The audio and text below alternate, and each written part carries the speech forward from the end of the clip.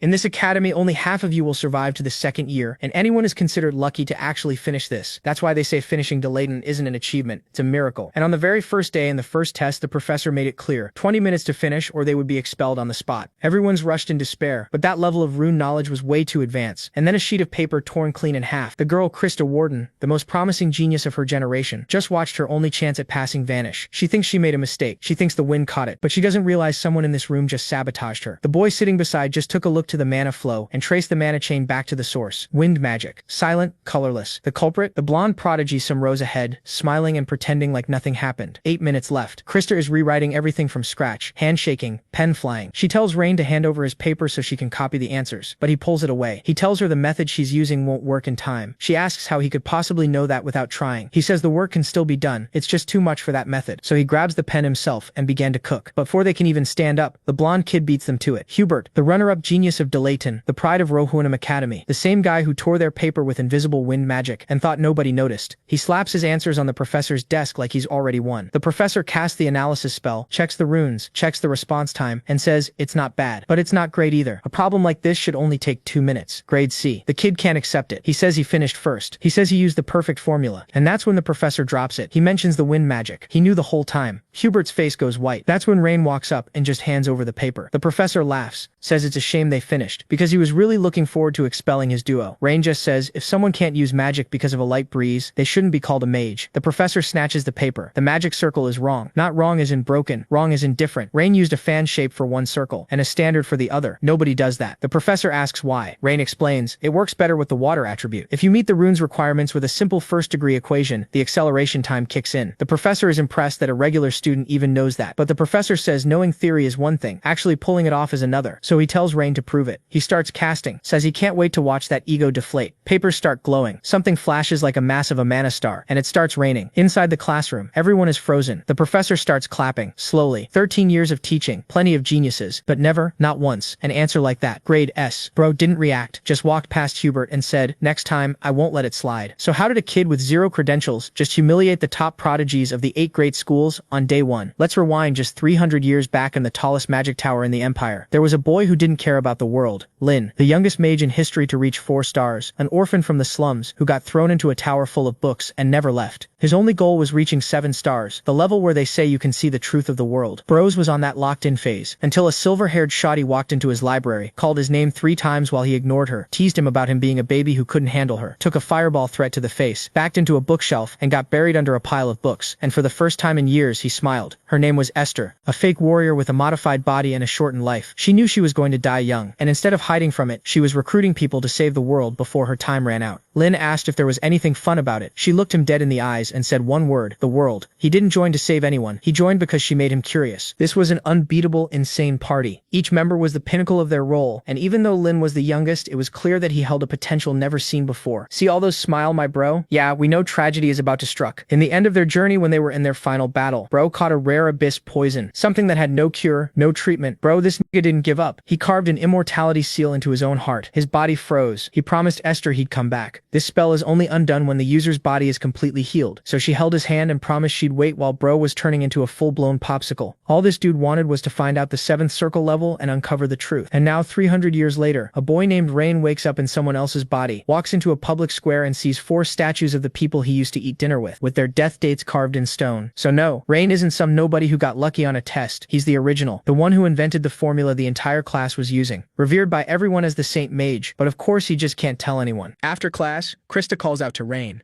When he asks what she wants, she kind of embarrassed thanks him for earlier. With a serious look, he asks her to say it again because he didn't catch it. Turning red, she tells him not to make it worse and says she'll pay him back so he shouldn't get full of himself, because more than anything, they're rivals. While she's pointing a finger at Rain, some people walk by gossiping about Professor Owen giving out an S grade. They ask if it was for Hubert, but then someone says it was actually for Krista, which, they say, makes sense. They also mention that on the paired test, Krista ended up on the same team as that famous academic genius. The next day, at the academy, Rain reminded Krista about her promise to pay him back the next time she saw him and asked what floor the girl's dorm was on. She said his room was probably on the top floor because of his entrance exam score and that she'd warned him not to show off so much. He shot back that, show off or not, she was the one who said making promises you can't keep makes you look shallow. Starting off, she angrily told him to just wait a little longer. As Rain walked into the dorm, some guy muttered about him being the top-ranked student and the oldest son of the Ludwig family. Standing in front of a door, Rain wondered if this was really his room. With an amulet in hand, he opened it. Then he realized it was a private room. Walking over to the desk, he said the place reminded him of his time in the Magic Tower. Even in his past life, he'd been locked up in a room like that, doing nothing but studying magic. For a brief moment, he thought of Esther. Lying down on the bed, he figured that aside from the first class, there wasn't much else to do. He wondered if he should sneak into the Vatican to look for his remains, but infiltrating the place with this identity would be tough. Using a few magic circles, he tried to cast a spell, but to his surprise, it failed.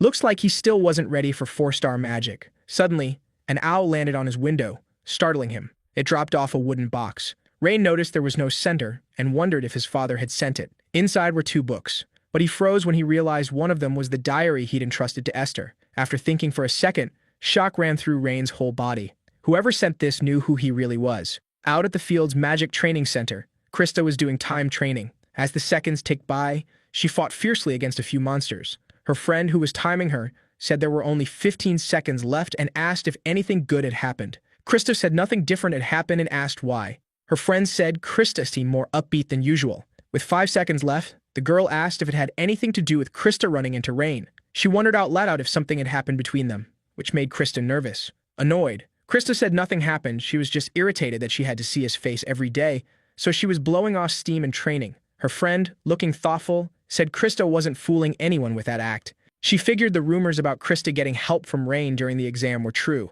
That surprised her, though, because the Rain she'd known back in childhood wasn't like this. In the main hall of the student dorm, that blonde guy from earlier walked down the corridor. Just then, a man who saw him passing welcomed him, calling him the C-grade loser.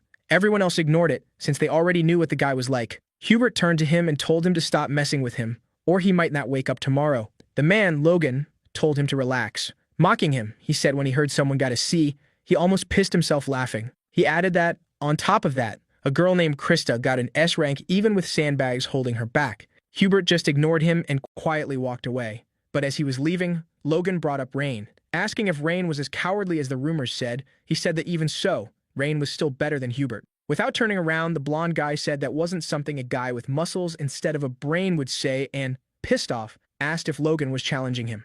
Logan answered with a sneer that, yeah, that's exactly what he was doing. They started glaring at each other, but a red-haired woman stopped them. Without even looking up from her book, she asked if they were done since there were other people there besides them. Her name was Lillian, a postgrad at the academy. Logan said she shouldn't worry, it was just a joke. He said he was planning a strategy to take down Krista and Rain, and asked if Lillian wanted in. Looking bored, Lillian said that was exactly why his magical progress was stuck. There's nothing to gain from bullying weaker people. Hubert cuts them off, saying he'll take care of Krista and Rain himself. Turning around, he says that if the guy butts in carelessly, he'll be the first one to go down. After shutting the door, the guy calls Logan an idiot. He throws a punch into the wall, wondering what Rain had actually done. Rain had worked under Professor Scalzi's supervision for 3 years, and he'd earned it. For someone who hadn't even gotten a single ranking, that shouldn't have been possible. Meanwhile, in his room, Rain was reading the book that had been sent to him. The first part was about Lynn's life. The second covered the magic and fighting styles he'd used. Rain couldn't make sense of it.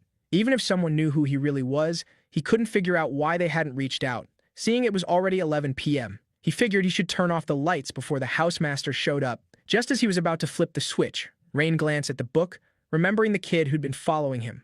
Suddenly, a Rudian jumps out from inside the book. Rain shocked, it's Rudian magic from the old 8th Rune school. For a second, he thinks it might be the one he made in his past life, but then he realizes it's at least twice the size. Still, the fact it had lasted 300 years was impressive. He wonders whose magic power this is and what it's for. For a moment, Rain remembers his old companions and the Rudian lands on his hand, telling him the progress on his unique magic research is at 37%. Then this huge window opens up in front of him. Rain's stunned, because it's his old research, the one meant to reach the sage level. There are the 12 original rooms he tested in battle 300 years ago. He'd assumed they all failed, but apparently they're at 37%. But then he thinks that shouldn't be possible for a 4-star spell, and wonders how Rudium could even track the progress of a 6-star one. He grins and lets it go, thinking that if this is real, then he wasn't wrong to stick to his path, and if he keeps going, he might finally reach the truth. That sudden burst of hope makes Rain completely forget about who sent the book. Putting on his robe, he decides it's time to start researching.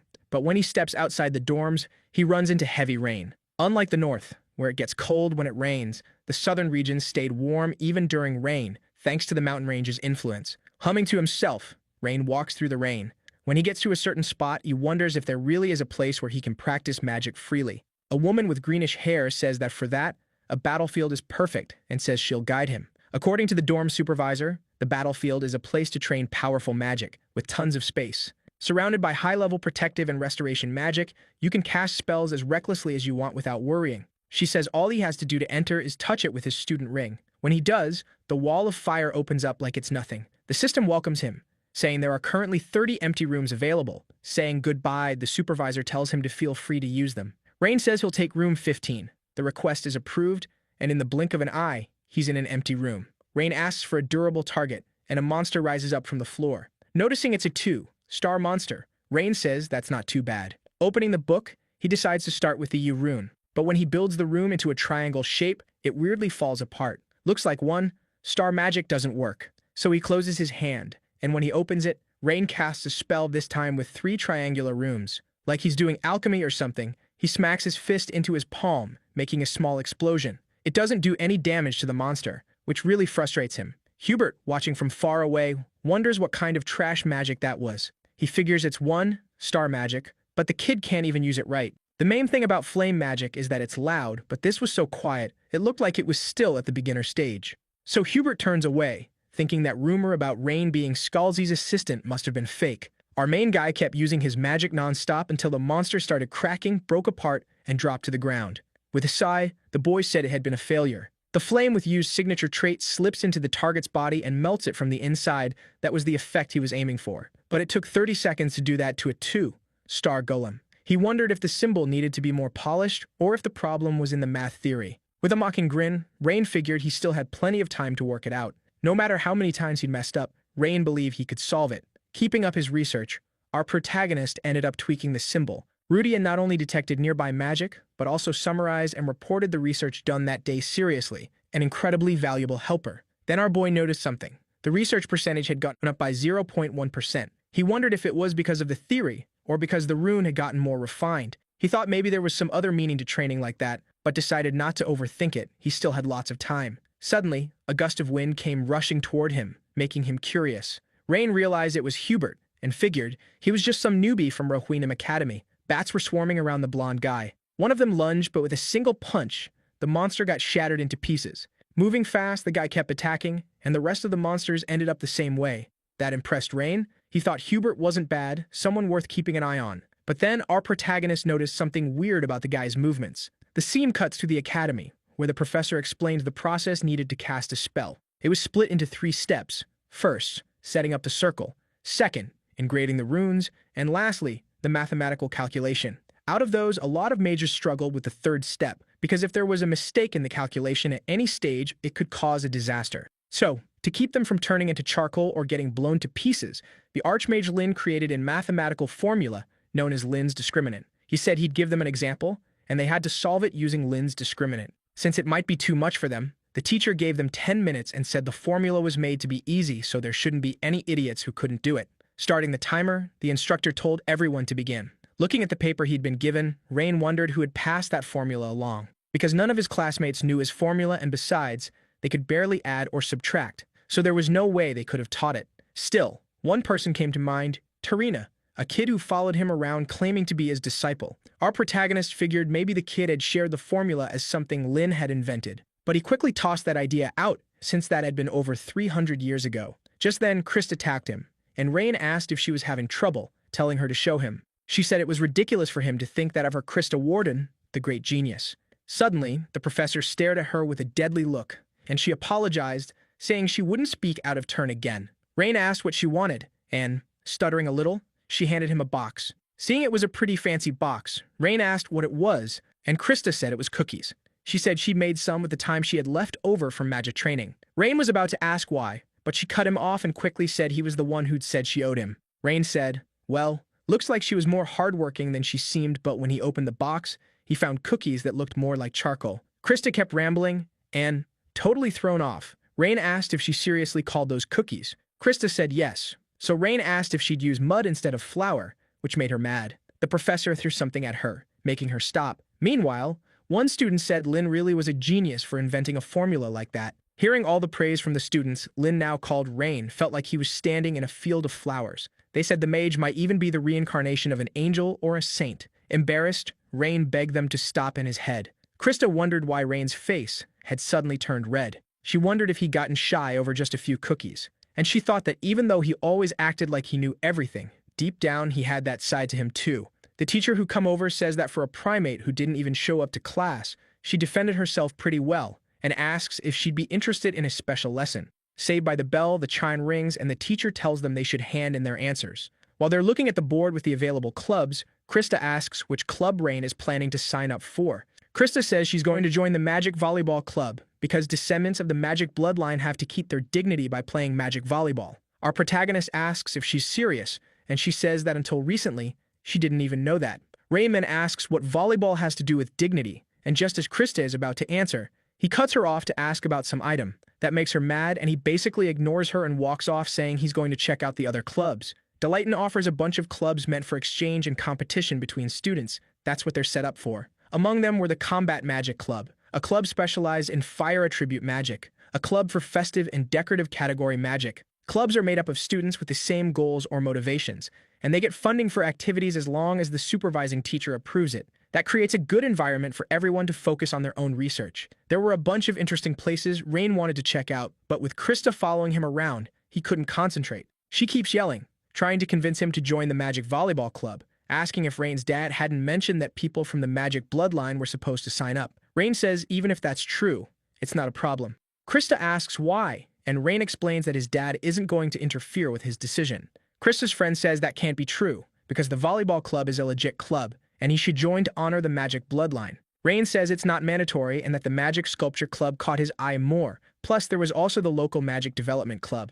Thinking back, Rain remembers how in the past people were fighting just to survive, but the world became peaceful, and little by little, everyone was able to do what they actually liked. Esther used to tell him that when he grew up, the world would definitely become a prosperous place, so she hoped Lynn would be able to protect us lives. Seeing Rain lost in thought, Gertrude calls out to him, asking if he's even listening. All of a sudden, Rain starts walking without saying anything. When they ask where he's going, he says he's going to stop by the local Magic Development Club. That leaves Gertrude confused, wondering if Rain doesn't know that magic volleyball is basically an essential part of high-class mage social gatherings. With a sigh, she says it looks like the glory of the Ludwig family who competed with the Page family for over 100 years is going to end with Lord Rain. Then she realizes something. If the Page family's eldest daughter disappeared after a certain incident, and now the Ludwig family fell too. With this intense, almost glowing hostility, she says that if that happens, it'd be the perfect time for a new era led by Krista. But when she turns around to look for the girl, Gertrude notices she's not there anymore. In disbelief, she wonders if Krista maybe followed Rain. And sure enough, just like Gertrude suspected, Krista has fallen Rain, using the excuse that she's curious about the local Magic Development Club. They finally get there, and when Rain is about to open the door, he hears an argument coming from inside. One guy says he can't accept the conditions being proposed. The other tries to justify it with the whole the strong take everything idea, according to club rules. The arrogant guy is Logan, with his usual laid-back expression, telling the other kid to hand over the room. Seeing what's going on, Rain asks who that guy is. Krista asks how he doesn't know and explains it's Logan, a junior from Chihak Academy. Rain repeats the school's name like a question. With a sigh, she says it's a school focused on martial arts. Logan asks if the kid really wants to settle this with a duel, basically taunting him, asking if he even has the guts to duel him. Putting the kid's club down, Logan says a club like that won't be missed like, who even cares about a local development club anyway. Watching like a nosy neighbor, Krista says this kind of thing happens a lot, because clubs need rooms to run their activities, and if you want to start a club when there aren't any rooms available, you have to take a room from another club. Rain asks if, so, this was settled through a magic duel, which the girl confirms, saying it was a clear and efficient method. Changing the subject, the girl kind of teasing asks if he isn't going to sign up for the club, and Rain says he doesn't like annoying stuff. Back to the conversation between the two guys in the club room. The guy says that studying math or making academic breakthroughs isn't the only reason magic exists. Logan asks what the reason would be, and the guy says, from the bottom of his heart, that academic achievements pushed magic forward. But agriculture and disaster relief are areas where magic hasn't really been used much. He says that if they could find a way to use magic there, maybe they could easily solve problems like poverty. Logan fires back, saying they definitely can't solve that with magic alone. Pointing at him, the nerd says that club was created by upperclassmen to make that happen, and that, thinking about the people suffering right now, he can't hand the club over to Logan. Hearing that, Logan bursts out laughing and asks if the kid is serious, saying that if it were really possible, the archmages would have done it already. Grabbing him by the shirt, Logan asks what the kid who can't even hold onto a club against a freshman thinks he's going to do. With a smug laugh, he asks if those so-called upperclassmen have gotten any results this whole time. That leaves the kid stunned, not knowing what to say. Then Logan keeps going, asking if he really believes in that prophetic research. He says that if the guy won't even dare to face him, then he must think it's no big deal and that's annoying. So he asks what the kid thinks about, instead of helping someone he doesn't even know, helping the person right in front of him. Still being held by the shirt, the kid says he can't do that. Logan comments that the kid can barely even keep his eyes open because he's so scared. Asking if the kid is even awake, Logan says there's nothing left to do except help him open his eyes. He's about to slam him into the ground, but Rain stops him using an electric spell to make him let go of the guy. Building up his aura, the protagonist asks if Logan wouldn't rather have a magic duel with him instead of picking on that kid. Logan looks at Rain, wondering who he is. Noticing that, Rain says he just joined the club as a new member. After a long study session, the progress rate had gone up from 37.1% to 37.9%. In a rhetorical tone, Rain wonders if magic can really do everything. It's not that anything is possible, there are still things magic can't do. But I think it could create an oasis right in the middle of the desert. It could help travelers looking for water. Then he remembers Esther, who on one of her trips asked him to create some spells that anyone could use easily, to help people in trouble and make life easier. Logan stares at the protagonist, who just showed up out of nowhere, with hatred. Then he quickly changes his expression and says, "Oh, so you're a new member." He notices something interesting. Behind Rain is Krista, and the boy's red eyes aren't unfamiliar. Logan steps closer, saying the kid said something stupid and then immediately corrects himself, saying he has a bad habit of thinking out loud. Looking at the kid, he says he was actually on his way to greet him, but asks if he really mentioned a magic duel. In an arrogant tone, he asks if he heard that right. Calmly, the protagonist says yes, that's exactly what Logan understood. So Logan says that if he's that eater, maybe he should give him a match. Laughing, Logan asks if Rain seriously thinks he can beat him. Throwing it back at him, Rain asks if he's scared. If so, Rain can give him an advantage by not using any magic during the fight, and if that's still not enough, Rain says he'll only use 3 spells developed by that club. That confuses Logan, who asks if he's serious. Confidently, Rain says Logan's basically saying he won't lose either way. Hearing that, Logan says this isn't just a failure, it's stupidity. He puts a hand over his mouth, saying he misspoke again, then asks if Rain knows it takes 3 days before a new member can be approved. So, at that point, it was basically just a personal challenge. Noticing Logan was up to something, Rain tells him to just get to the point. Turning to the club leader, Logan says that if Rain won, he'd give up that room, and if anyone showed up to mess with them, he'd kick them out himself. But if Logan won, the kid would have to submit a form to drop out of school.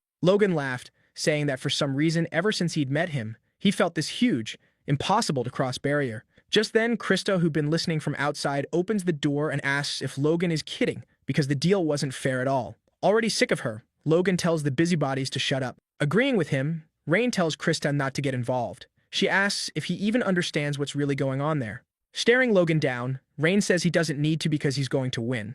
Rain tells Logan he can pick the date and time, he'll be ready whenever. Laughing, Logan says that since Rating's so confident, he'll get a teacher to act as judge. And since there's no need to drag it out, he says the duel will be that same day at 6, in the Dragon Blood Arena. Walking past Krista, who's standing by the door totally stunned, Logan says he'll be waiting for the kid. As he walked through the school, Logan commented that this time he caught something big, and the principal and the elders would be pretty pleased. He figured that day was going to be amazing. Calling out to Rain, Krista asks if he'd forgotten his place there, getting himself into a magic duel. Opening a book, Rain answers dismissively that he's a university freshman. In a serious tone, she tells him to stop messing around. Rain just ignores her and grabs a few more books. Seeing that, she turns away, saying he could do whatever he wants and that she's an idiot for worrying about him. Watching her leave, Rain wonders why Krista is so mad. Standing up, the club leader says it makes no sense. Rain was the one who did it. People from magical bloodlines don't get into duels. Then Rain notices something. The club leader had a dragon Rain with open wings, which was weird considering he was only a second year. Putting that aside, Rain asks why he says that. The leader explains it's because there's way more to lose than to gain, and admits he feels more confused than grateful, asking why Rain helped him. Rain says he didn't mean to help him, but he did because of a promise. The guy looks confused, but says he's grateful anyway. Still, He says it feels like Rain is underestimating Logan. Hearing that, Rain asks if Logan is really that impressive. The guide explains that Logan is basically like a mage king. He has a big advantage against regular mages and specializes in long-range magic. On top of that, he's been in a bunch of duels and his win rate is over 90%. Sitting down, the nerd says Rain got himself into a reckless situation, all because he spoke without thinking. He says maybe he overdid it arguing with Logan, since honestly, it wasn't even that big of a club. Cleaning his glasses, he says he was born out in the countryside, and the villagers pooled their savings so he could pay tuition. So he wanted to pay them back somehow, to make the village a better place to live. That's why he joined the club and started researching magic. But things didn't go the way he planned, and the anxiety just kept getting worse over time. He clung to it for personal reasons, and in the end, he got nothing. He asks if that doesn't sound pathetic, and says it feels like it's God's will that he give up. Laughing nervously, the leader stands up and says he'll be the only one taking part in this duel. Rain cuts him off and, with a serious look, asks what's pathetic about any of that. Pulling a book from the shelf, Rain says he's the one who accepted the magic duel and asks if he can borrow a few books about magic. As he leaves the club room, he says he'll bring them back soon. The guy tries to stop him, and that's when Rain asks if he knows why Archmage Lin started studying magic. Confused, the leader asks why, and Rain says it was to survive. Then he says everyone starts studying magic for some personal reason. Out in the university hallways, everyone was whispering when they saw Rain. Realizing the rumor had already spread, he thinks it's turning into something way bigger than he expected. Then he hears someone calling out to him, saying they'd finally found him. When he turns around, Rain sees it's Ellen. She's sweaty and clearly exhausted, and she asks if he's okay. With no hostility at all, the boy greets her. The next second, before he can even say anything, she lunges at him and locks him in an arm hold. She says she can barely sleep because of him. Admitting she knows about the duel, she asks if she heard wrong. Rain then admits the rumor is true. That drives her crazy in a laughing fit. She says her adorable nephew has caused a whole scene and that she needs a drink. Rain yells that his head's going to explode if she keeps squeezing. She lets him go and says getting hit by Logan would hurt way more, and that he's being dramatic. Then she sighs, and Rain slow as always asks if she was worried about him. She whips around and yells, asking if she looks like some pathetic aunt who worries and goes around checking on a guy like him, telling him not to get the wrong idea. Flicking him on the forehead a few times, she says he'll only learn after Logan gives him a proper beating. Aelin turns to leave, and Rain apologizes, saying he didn't realize it was something he wasn't supposed to do. Still, he promises he won't bring shame to the family. His aunt says it's already become a matter of family honor, and because of what he did, worst case, he could get kicked out. But it's fine because she's actually mad at the people who laughed at him like he was useless. Turning back with a proud look, she says that since Rain started this, he better stomp that guy when the time comes, because the Ludwig family name is on his shoulders, so he needs to make sure nobody even thinks they can catch up to him. At the arena, the two of them stare each other down. Rain remembers his aunt's words and thinks that was his plan from the start anyway. At school, everyone runs to watch the fight. After all, a useless, noble, and the chain-hack brute were going head-to-head. A male teacher watches the duel, and a female teacher asks who he's rooting for. Logan from her faction, or Rain, his student. The teacher says status, bloodline, or education don't matter to him at all. He's just going to support whoever's stronger. That gets a genuine laugh out of her. She says she expected nothing less from him. The duel's referee introduces himself as Theon. Since the magic duel is officially sanctioned by the school, the loser has to follow whatever conditions the winner sets, according to academy rules. After saying that, he tells both of them to step forward. With all the swagger in the world, Logan throws his cape aside and strides up. Rain watches him with pure disdain. People comment that Logan clearly came prepared, but they wonder if it is an overkill for some washed-up noble. Krista is watching the fight when she jumps as Gertrude finds her. Gertrude says, so this is where she ended up. Nervous, Krista tries to make it clear she's not worried, she just came to enjoy watching Rain get beaten up. Smiling, Gertrude says she knows. Somewhere else in the stands, the teacher thinks about how apprentices take time to cast spells. So mages who can rush in and fight up close are a real threat. She wonders how the boy is going to deal with that. Suddenly, both the teacher and all the students watching are shocked because Rain pulls a broom out from under his cloak. Logan says he thought it was some kind of wooden staff, but no, it's a broom. Everyone starts laughing at him, asking if he came there to sweep the floor. Krista, seeing it, covers her face in disappointment. The referee asks what that is, and Rain says he borrowed it from the library. Luckily, cleaning had just finished. All smug, Logan asks if the kid is begging for mercy. Just a few hours ago, he was acting all confident, and now he's showing up with a broom. The musclehead mage says Rain should just stop now, so he doesn't embarrass himself even more. Mocking him, Rain asks Logan since when mages started winning with words. Furious, Logan steps in even closer until the referee stops him, saying he's too close. The judge says he'll confirm the terms before the duel starts. If Logan loses, he'll have to work as a guard for the local development club until graduation. If Rain loses, he has to leave Delayton. The judge asks if they both accept, since there shouldn't be any objections after the ruling. At the same time, both of them confirm they agree. Activating a spell, Theon says that in that case, they should step back, because the duel will start in 10 seconds. The spell starts a countdown. Everyone rushes over to watch the fight that's about to begin. Ellen's assistant asks if she doesn't need to watch, saying she can handle the rest of the work on her own, but Ellen says she's not going. Hearing that, the girl says Ellen seems weirdly calm, and Ellen, annoyed, asks if she's saying she can't stay calm. Nervous, the assistant says that's not what she meant. Looking out the window, Ellen smiles, thinking maybe Rain is the vessel of a sage. Then she says there's no need to watch, because the outcome has already been decided. Finally, the timer hits 0, and the judge gives the order to begin. And like a total jerk, Logan rips off the bandages, still covering him, and tells Rain to get a good look because once he leaves the school, he'll never get another chance to see him. Activating the Chehak school's secret technique, his body strengthens and gets covered in lines. On the left side of his chest, there's a rune. Hubert, watching, admires how fast he activated it, because one small mistake could break bones or rupture organs. The teacher thinks it's no surprise the boy is considered one of the school's top talents. Holding his broom, Rain stays calm.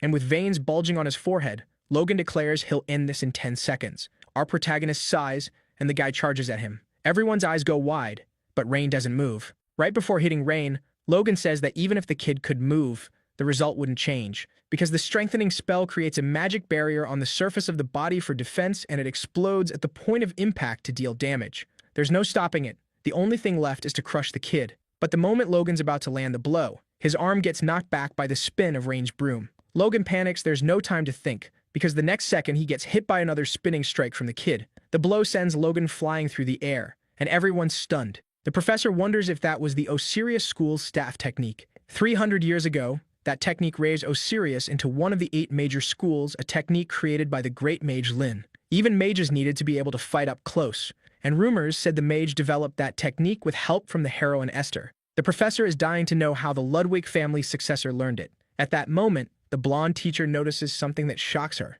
The broom the kid used didn't even break. If he hit a reinforced body with a clean broom, the handle shoe shattered. She thinks maybe it was magic because, seriously, who is this kid? Rain sighs and the crowd goes wild, talking about how Logan got launched. Logan tries to get up and suddenly spits blood. He can't believe it. His strengthening getting wrecked by a broom held by some useless noble. Our protagonist looks down at him, asking if he didn't say he'd end it in 10 seconds.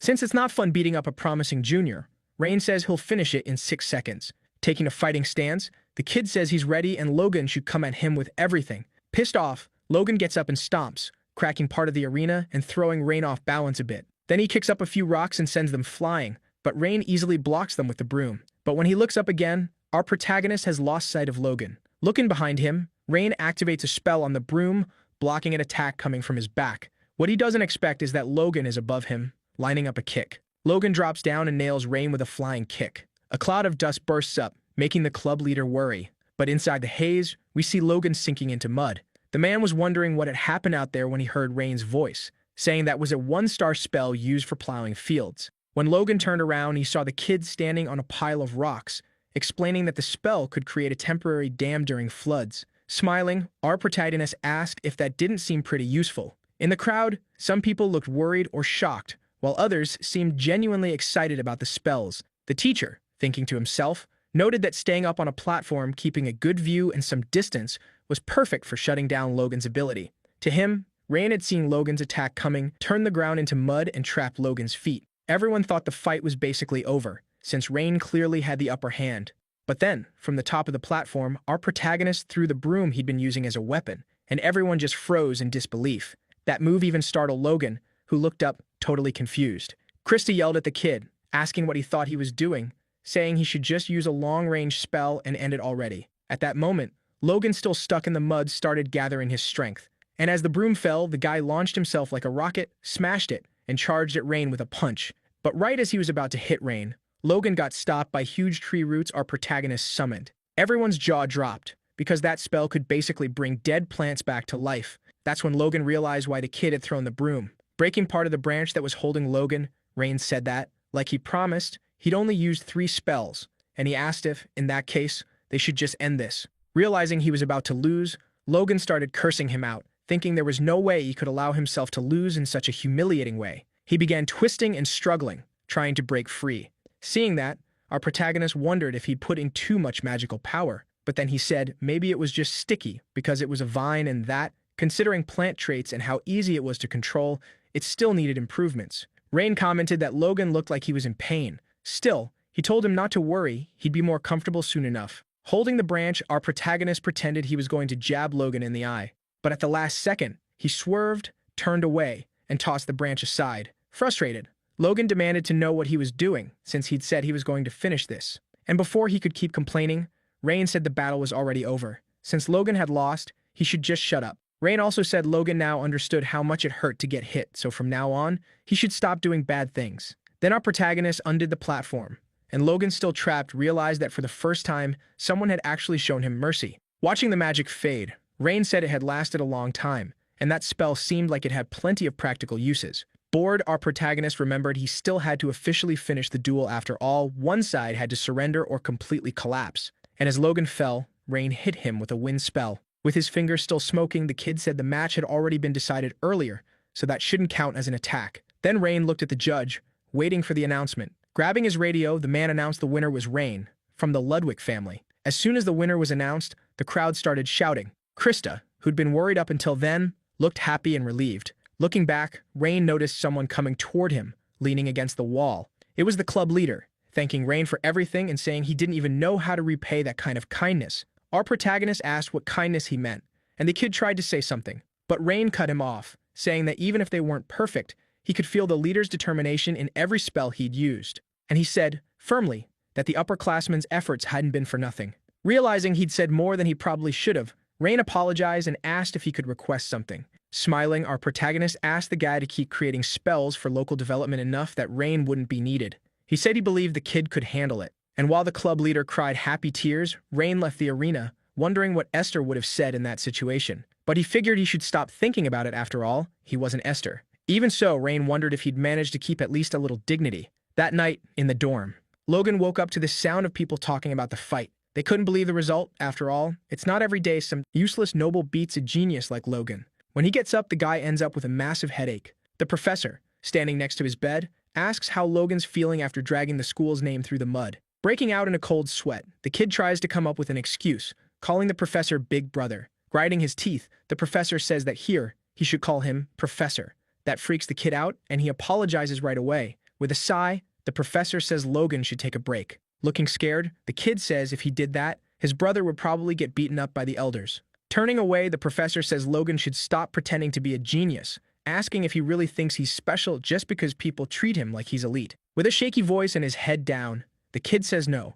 Then the professor asks what the boy knows about Scalzi Ludwig. He explains that the Rivendell students said Rain was Scalzi's assistant for 3 years, leaving the kid speechless. The professor goes on, saying that if heartless Scalzi kept him around for 3 years, then Rain's skills were the real deal. Furious, Logan couldn't accept the oldest son of a family being like that, and ignoring everything his brother tells him, he refuses to accept it, swearing he'll take the kid down the next time they fight. Hearing that, the professor asks if he's stupid or something, saying it looks like the kid's stubbornness didn't change even after getting his ass kicked. He asks what Logan even sees in the boy to call him a disgrace. Logan's the one who got beaten and then spared in the end. Still, if that's the only conclusion Logan can come to, his brother says he can do whatever he wants. As he leaves the room, the professor reminds him to make sure he follows through on the bet. Now alone, Logan convinces himself he wasn't intimidated by his brother and that he didn't argue out of respect. Rewinding a bit, 15 minutes before the magic duel with Logan, Rain was in Layton's Central Library, the biggest library in the Empire. He thought it was weird that Lynn's biography and diaries had been handed to him. He asks the secretary where he should go to find books like the ones he has. And the next moment, she hands him 2 books, one about the life and achievements of the archer Kais, and another about the fire dragon priestess, Friede. Looking at the books, he remembers the bet he made with the priestess. With a smug smile, she said they should bet on whose biography would be thicker. But Lynn looked at her like she was ridiculous, asking why he should care about a ranking made by someone he didn't even know. The mage tries to get under his skin, asking if he's scared because the bet is against the legendary priestess Friede.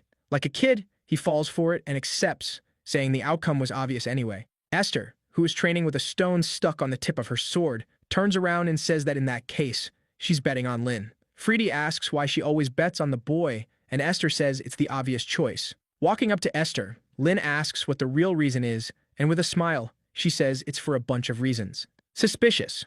Our protagonist asks why she's dodging the question. So she finally answers, because of her bloodline, her time is really limited, and she won't live long. Also, Kai's was the oldest in the group, so he'd probably be next, and Free wasn't that different either. But Lin was young, so she said that out of all of them, he'd be the one who'd live the longest. And that's why his biography would end up being the thickest. So even if they didn't know what the future would bring, she hoped that one day they'd get to see Lin's biography. With the book in his hands, the boy thinks about how ironic it is because he was the first one to die. In his head, he congratulates the priestess on winning. Putting his companions' biographies side by side, our protagonist realizes Kai's was the thickest of them all. Reading the archer's book, Rain is surprised after founding an archery school and training a bunch of disciples.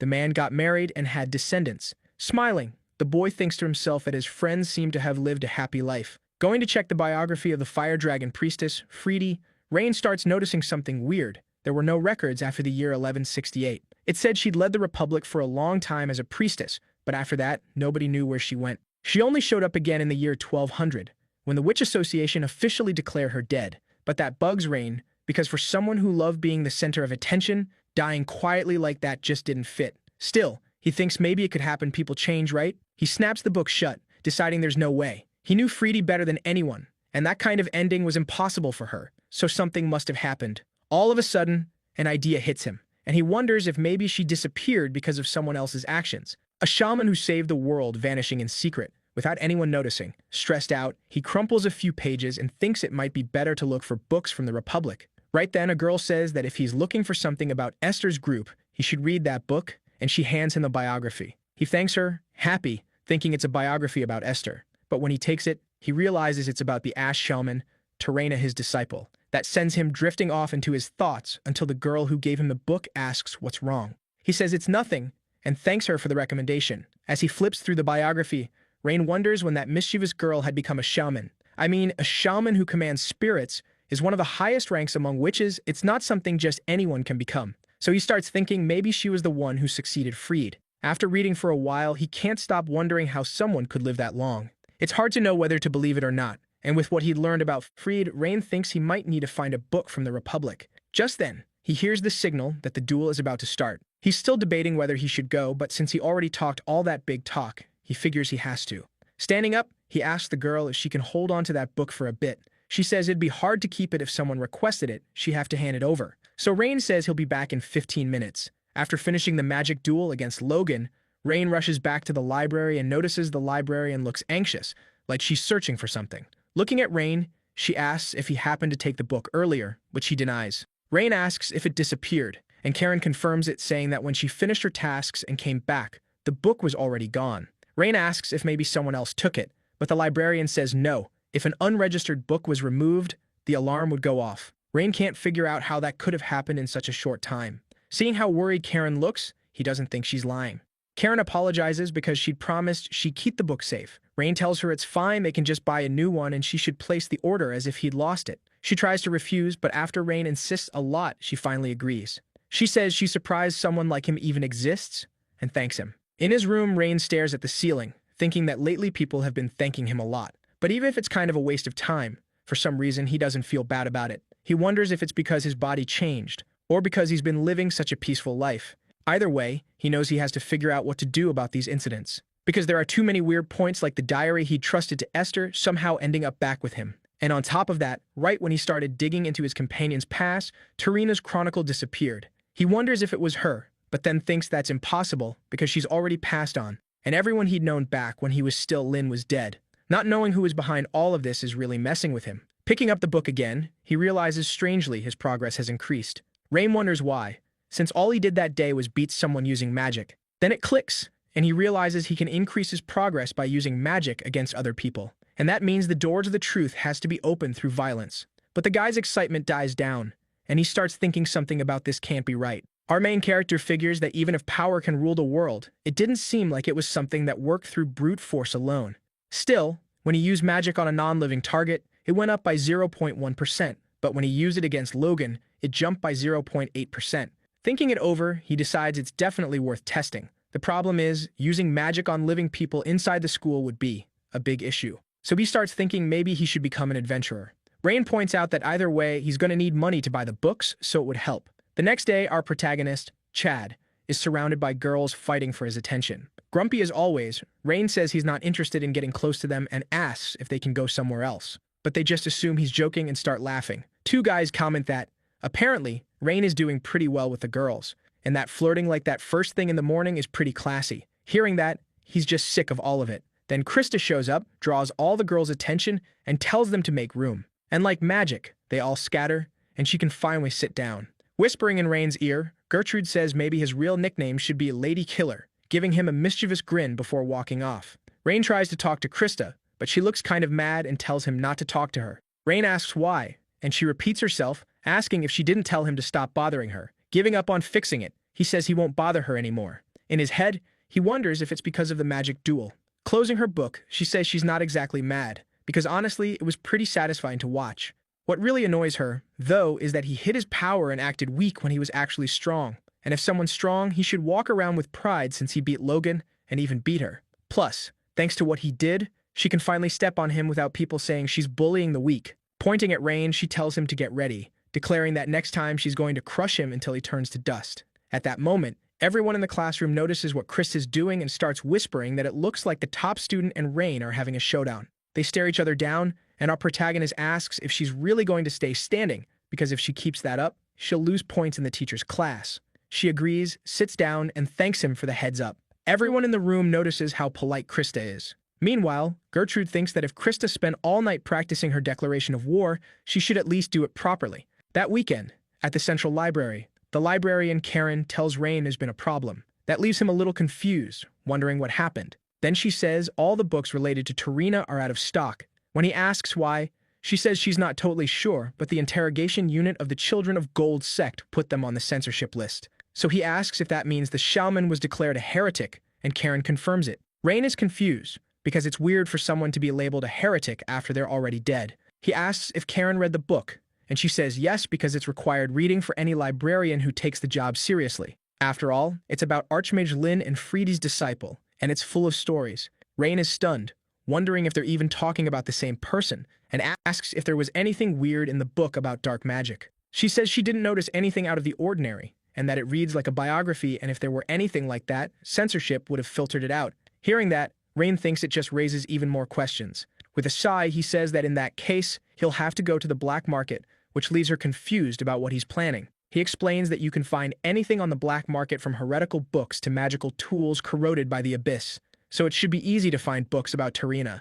Karen says she's worried about how expensive that'll be since something rare, like a censored item, probably costs a lot. Rain thinks that, if that's the issue, it'd be risky to have his family bankroll a heretical book. The librarian says a book like that should cost, on average, 3 gold coins, something she could never afford on her salary. So Rain realizes that, first of all, he needs to scrape together some money. He starts wondering if he should sell spells on the street or work as a magic instructor. But both options pay way too little for the time they take. In moments like that, Rain thinks the only way out is a high-risk plan with a big payoff. And right then, the biggest gamble he could make was earning money by risking his own life. Turning quickly toward the exit, Rain thanks her, saying she'd been a huge help. That makes the girl curious, and she asks where he's going. Rain says there's something he wants to try. He admits he's planning to become an adventurer, so he can make some money while he's stuck in this situation. Worried about him, Karen says it would be disgraceful for a lord from a well-known family, and that if he just gave her a little more time, she'd figure something out. Rain says it's the fastest way to get the money. Sad that she can't stop him, she admits she feels ashamed. The next morning, a strange man is asking about the name Rain Ludwig, which is on the list, saying he borrowed Tarina's biography. Since first semester students aren't allowed to borrow books, he asks who approved it. Then the other librarian says Karen was the one responsible. When he asks where Karen is, she says it's her day off. So the man asks if, since she's new, maybe she never received the borrowing rules, something the librarian says is possible. Another girl working there suggests maybe Karen wrote down the wrong name, because she could have mixed up Rain's name with Ellen's. She says Karen's handwriting is so messy you can't even tell if it says Ellen or Rain. And since everyone's been talking about Rain lately, Karen might have gotten confused and written it wrong. Plus, Karen's been seen having secret meetings with the boy lately, and people make mistakes when they're in love. Hearing that, the man says that if that's the case, then it's fine, and he just needs to change the borrower's name to Elin after the meeting. In the past, when people thought of adventuring, they immediately pictured brutal work risking your life for money. rough people in taverns, that kind of thing. But now they seem more like mercenaries who take out monsters.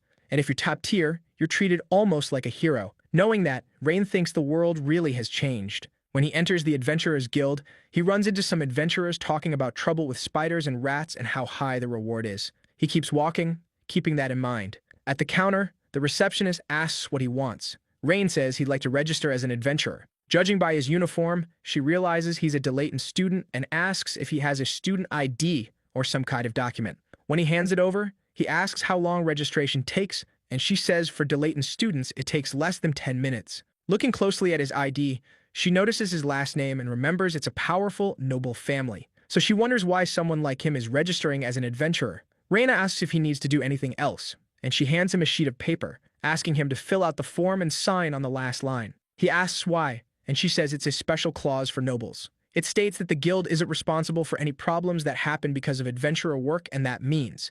Rain finishes her sentence, asking if that means some people tried to blame the guild. The receptionist says she's heard it happened about 100 years ago, and that's why the clause was created. Handing him an iron tag, she tells Rain his registration is complete. She explains it's his adventurer badge, and his current rank is iron. The next ranks go from bronze to diamond, and any previous combat experience or skills from before becoming an adventurer would be reflected in your adventurer rank. That helps confirm whether you're capable of completing missions. Just as she's about to explain that he hasn't taken the ranking exam, the boy says he already gets the basics and starts to leave. She tries to stop him, saying there's still useful info, but he thanks her and says that's enough for now. So, the receptionist tells him to take care of himself, and that as his rank went up, the level of missions he'd be able to take would go up too. Now that he's officially registered as an adventurer, Rain thinks he can finally start collecting rewards for monster exterminations and enter dangerous areas. Right now, he only has 44 silver coins, so he decides to start by hunting some rat spiders. Since they're worth 2 silver coins per one defeated, he figures they must be pretty weak. In that case, the only option he has is to catch a whole bunch of them. Leaving the guild, he reaches a mountainous area with a Japanese-style gate. Rain comments that this place had changed a lot too. In the middle of the city, there's a crowd gathered around a man who supposedly sells life-extending potions. As he walks, the boy thinks that the dragons must have died, and that's why the monsters have gone out of control. As Rain is leaving, the man calls out to him, asking him to take a potion since there are lots of monsters past that point, but the boy refuses. After walking a bit more, he reaches a staircase and realizes the steps leading to the fire dragon shrine are still there. Looking at the stairs, he remembers the time he came there with his companions. To himself, he says the shaman's hometown is safe. Stretching, he says the shaman should watch closely as he wipes out all the pests in that land. Just then, a woman with long greenish hair shows up and, getting Rain's attention, asks if he's a mage.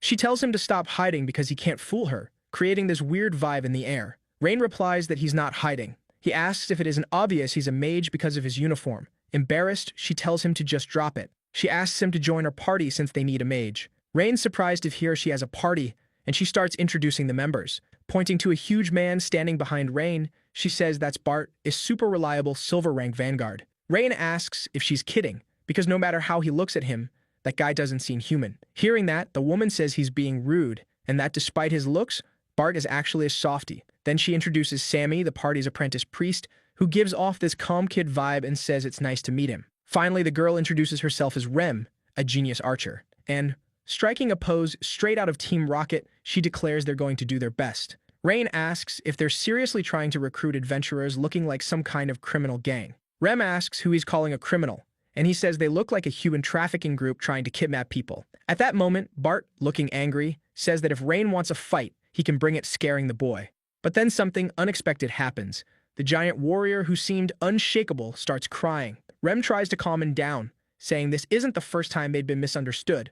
Scratching his head, Rain asks why they'd want someone iron rank like him. Confused by the question, Rem explains that ranks don't mean anything to them, they can judge people just by looking. With a bright smile, she says he looks pretty strong. That attitude reminds Rain of his old companion, Esther. She also says Bart didn't want Rain going alone down a mountain path full of monsters. Sammy adds that young students often get into accidents trying to make money in that area. The group says they don't want to force him into anything, and tells him to be careful if he'd rather go alone. After thinking for a bit, Rain thanks them for the advice, but leaves, saying he prefers to work solo. Sighing, the party leader says it's a shame, but there's nothing they can do. Still, she says he'll be fine, telling Bart not to worry so much. As Rain walks away, Rem says they should start hunting the rat spiders, since she's already found their habitat. Just then, someone taps her on the shoulder, cutting her off. It's Rain sweating and introducing himself. He says he's available to join the party. And with that group, Rain heads out to exterminate the rat spiders. Somewhere else, we see the spiders feeding. In the middle of the forest, a rat spider is chewing on tree branches. Then he hears something. It's Rain's group, wondering if rat spiders even really exist, since they haven't seen any side of them around there. Bart asked if it'd be okay with the kid if they split the profits evenly, and the kid said that sounded fair. They asked if this was Rain's first adventure and whether he knew what those rat things were like. The kid said no and asked if they could explain. That's when the cleric explained that rat spiders were creatures with a rat's head and a spider's body, and their colony was made up of the queen, her soldiers, and the workers.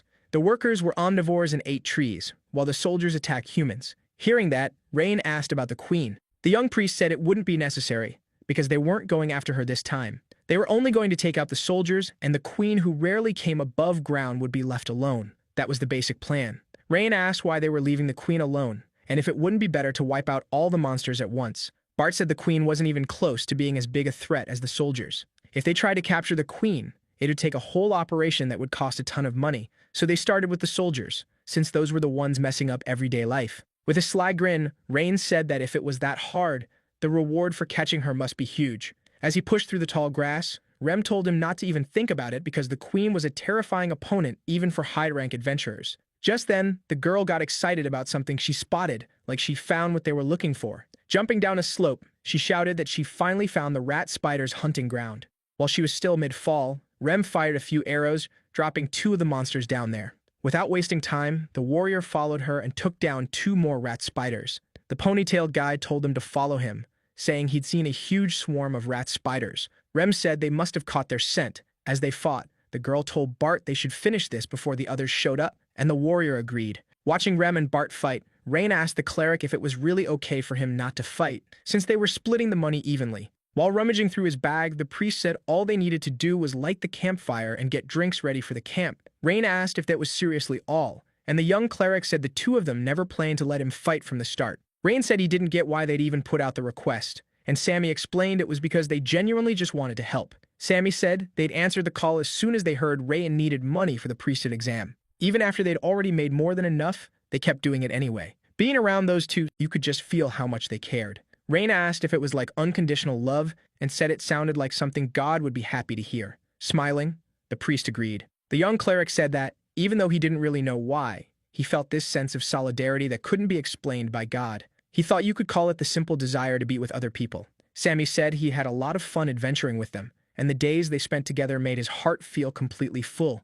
Realizing he'd been talking a lot, he apologized for rambling and said that, as a priest, it was kind of embarrassing. Rain said he agreed. It really was nice traveling with someone. He remembered when he used to travel with his companions, and that made him think of Tarina. Rain then asked if Sammy happened to know anything about Tarina, and the young man asked if, by Tarina, he meant the Witch of Ashes. While the others kept fighting, the priest said there was no way he could know, and Rain asked if the shaman had been taken by the church for heresy. He said it felt like it had happened, and at the same time, like it hadn't. Just then, the purple-haired man who'd been hunting rat spiders came face to face with a massive monster. In the forest, everyone heard his screams of pain. The adventurers wondered what the hell that was. Bart rushed over to where it was happening, thinking this was insane. Seeing the huge creature with the adventurer in its mouth, Rem asked if that was for real. Breaking out in a cold sweat, they shouted that it was the queen. That's when everyone realized that, by some cruel twist of fate, the queen who almost never came out was up on the surface. Nervously, Rain asked why the queen was above ground, and Sandy,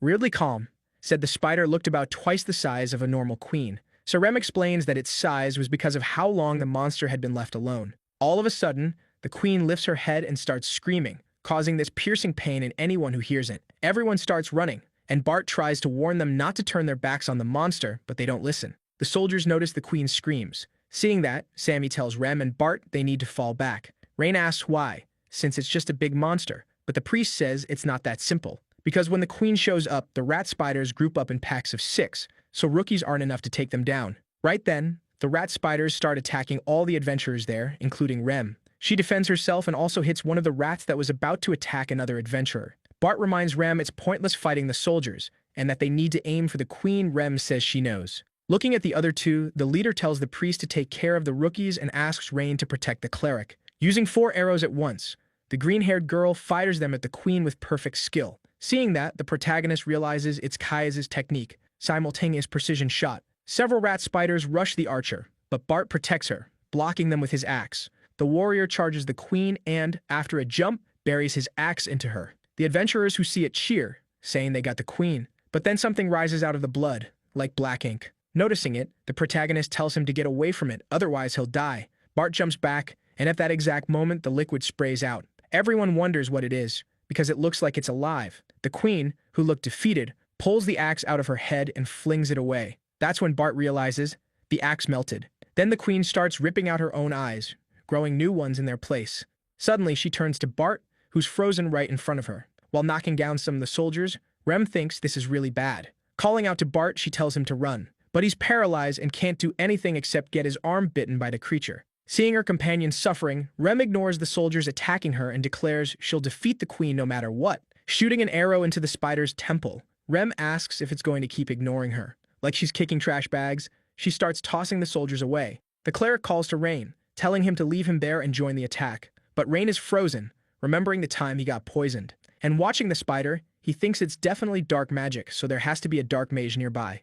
Sammy grabs Rain by the shoulder, asking what he's doing just standing there. Rain says he can't use attack spells, and there's no one else there who can fight. Nervous, the priest begs Rain to save his companions' lives. Breaking into a cold sweat, Rain looks around and sees his teammates getting taken down one by the monsters. With tears falling, he asks how much they get for killing the queen. As the monster bites him, the cleric says it should be worth about 20 gold coins. That's worth as much as 1,000 rat spiders. Hearing that, the protagonist says that's not so bad. Then Rain hits the queen with a stick that, when it strikes the monster, explodes. Everyone is shocked. Facing the creature, Rain taunts it, saying he'll finish it with his own hands. Casting a lightning spell, he creates a huge beam of light, blinding everyone nearby. The queen, who'd been holding Rem and Bart with her legs, throws them away. Channeling his aura, the protagonist tells the priest to take care of Rem and Bart. Rain calls out to two of the extras, telling them that if they want to make it out alive, they need to protect Sammy. Staring down the creature, Rain says he'll personally take it down. The monster has lost a leg, but it doesn't seem to affect it at all. So the boy, determined, charges the monster while casting a spell. He destroys some of the soldiers along the way. Sammy worries about him, but all he can do now is tend to the wounded. Facing the queen, Rain throws a fireball, hitting the creature in the neck. The monster tries to counterattack, but the protagonist slides underneath and starts forming a 3-star magic circle. Right as he's about to cast the spell, one of the creature's legs stops him, barely missing him. Since there was no guarantee a 3-star spell would work, and the magic he could use was limited, he tells himself he needs to stay calm. So he decides he has to size the enemy up first, activating Bel Sidious. When he looks at the creature, he realizes it's 3-star black magic. One of the soldiers tries to attack him, but Rain dodges easily. Summoning a magic rope, he thinks that with that level of concentrated black poison, his current body wouldn't be able to handle it. So if he couldn't block it with Bel Curious, he'd have to use 4-star magic. And since the black mage could be nearby, the risk was huge. This was such a mess, he had no idea what he was supposed to do in that situation. Even badly hurt, Rem manages to get back up. Worried, the cleric tells her she should lie down because the bleeding is serious, but she says she's fine. The priest tries to argue, but she cuts him off, asking him to take care of Bart for her. One of the soldiers tries to attack her, but even struggling, she takes him down. Potato Head asks if Rem is okay, and she tells him not to worry about that, he should be dealing with the spider rats. With Rain there, the guy thinks nothing is going to work, so they need to retreat right now. Just then, something slams into the tree next to the boy. Looking closer, Rain realizes it's one of the soldiers' eyes. When he understands what that means, he's terrified because the queen is killing off her own offspring. Noticing Rain up in a tree, the queen hurls one of her creatures and knocks him out of it. But even while he's falling, the poor guy can't catch a break. The spider rushes him, and he's forced to defend himself, summoning an earth barrier. Face to face with the creature, he thinks this is the end, but then an arrow flies at the queen and hits her right in the eye. Frozen, the protagonist can only watch. The queen yanks the arrow out of her eye, and Rem says she warned her not to ignore her. Furious, the spider charges at the girl. Sammy yells for Rem to run, but she thinks she just has to hold out a little longer. The monster keeps coming, relentless.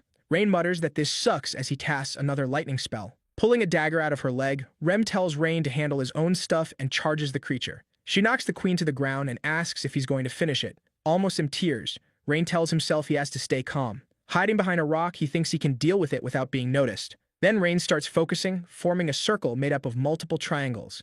After landing a kick on the queen, Ren feels a little dizzy, and just dodging the attacks is already exhausting, but she has to hang on a bit longer. But suddenly, everything around her turns gray, and she passes out without wasting a second. the queen flings her away. The cleric tries to help her, but he's stopped by the extra, who is supposed to be protecting him. Meanwhile, Rain, still behind the rock, keeps concentrating on his spell. Taking advantage of some soldiers getting distracted while attacking the extra, Sammy breaks free and runs to Rem. The protagonist spits blood from the sheer effort it takes to complete the spell. Right as the queen is about to finish Rem off, the priest shows up, dodging the blow with the girl in his arms. That shocks everyone, even the creature, whose eyes go wide. Rem asks what Sammy thinks he's doing. Grabbing her by the shirt, he says they have to get out of there alive so they can keep smiling. So she needs to stop doing reckless stuff. She apologizes and, holding onto the cleric's shoulder, says that when they get back, he'll have to write a reflection letter. He agrees, and with both of them facing the queen, she tells him he'd better be ready. The queen is about to attack, and the two brace themselves for it. But then something unexpected happens. Rain's spell is finally ready. He launches a massive fireball, taking the creature down. That spell was made of 4 layers of triangles. The runes used for the inscription were angle, rule, bind, and finally, disperse. Then the math to solve it included 14 polynomials and 7 rational functions. The coordinate equation calculation was finished, along with the power equation calculations. Then he activates the last circle, disperse, creating a pillar of fire that ends up burning the queen to a crisp. Everyone ducks to shield themselves from the flames, and when they look up, they see the queen basically turn into charcoal. Leaning against a rock, Rain comments on how pathetic he was. After all, in his past life, he could cast that spell 7 times in a row without any problem. With the wind, the queen's ashes scatter through the air. The spider rats that had looked furious a moment ago now just looked like scared rabbits. The adventurers notice and say they can't let them get away. With everything finally over, the priest runs over to Bart, who's lying on the ground. Looking at what's left of the queen, Rem thinks about how that terrifying creature that take him down in a single hit. As the cleric approaches Bart, he says he's going to heal him, and Rem says she's feeling dizzy. She asks how the warrior is doing, and Sammy says the guy is tough, so he'll recover without too much trouble. Looking at Rem, Bart apologizes and asks if she's okay. She says she got the treatment she needed, so she'll be fine. And he shouldn't worry after all, they were just unlucky with that fight. She adds that it's weird the queen had regeneration like that, since there's nothing about it in the guild database. But even so, the boys still manage to bring her down with one blow. As night falls, the group rushes to help Rain. The mage says the kid's condition is from mana overload. If that's the case, Rem says he probably burned through all his mana in that last attack. But why Rain hid still bugs Rem, so she figures that since the queen was close, he needed cover. Sammy says they should talk about it later. Right now, they need to focus on saving him, and she agrees. Meanwhile, Rain, unconscious, flashes back to when he was still Lin. Surrounded by his companions, he asks not to be officially recorded as a member of the hero party and for that to be reported to His Majesty too. An elderly man says he doesn't get why the boy would ask that, since it was something His Majesty had prepared to honor those who devoted themselves to humanity. Esther asks if he hates them or something, and says if he's messing around again, he needs to stop calling him a troublemaker. Confused, the protagonist says it's not like that, and that he's just different from all of them. That makes Freedy's face tense up, and she demands to know what he's talking about. But then Lin cuts in, saying he doesn't carry a destiny like Kai's or Freed. He doesn't even have a mission to fulfill like Esther, and he didn't set out on this journey for someone else either. He did it purely out of personal curiosity. Being part of it was nothing more than coincidence. So Lin says he doesn't deserve to have his name recorded because he can't go and stain their reputation. Hearing that, Kai's puts a hand on Lin's head, and everyone starts laughing, saying how funny he is for worrying about that. Annoyed, the boy says it's not worrying.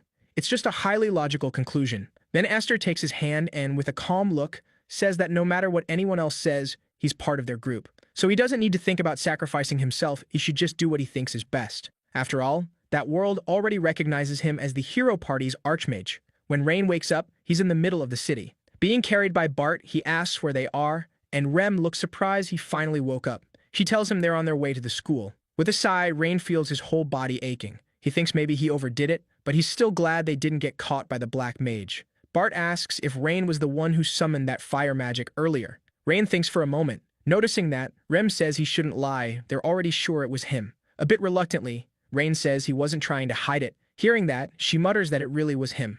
They say that since they thought he was going to keep it secret, they reported that they used a scroll, then ask if he wants them to correct it. But Rem says they should just leave it as it is. Since he seems to have his reasons, Rem says she won't ask anything else.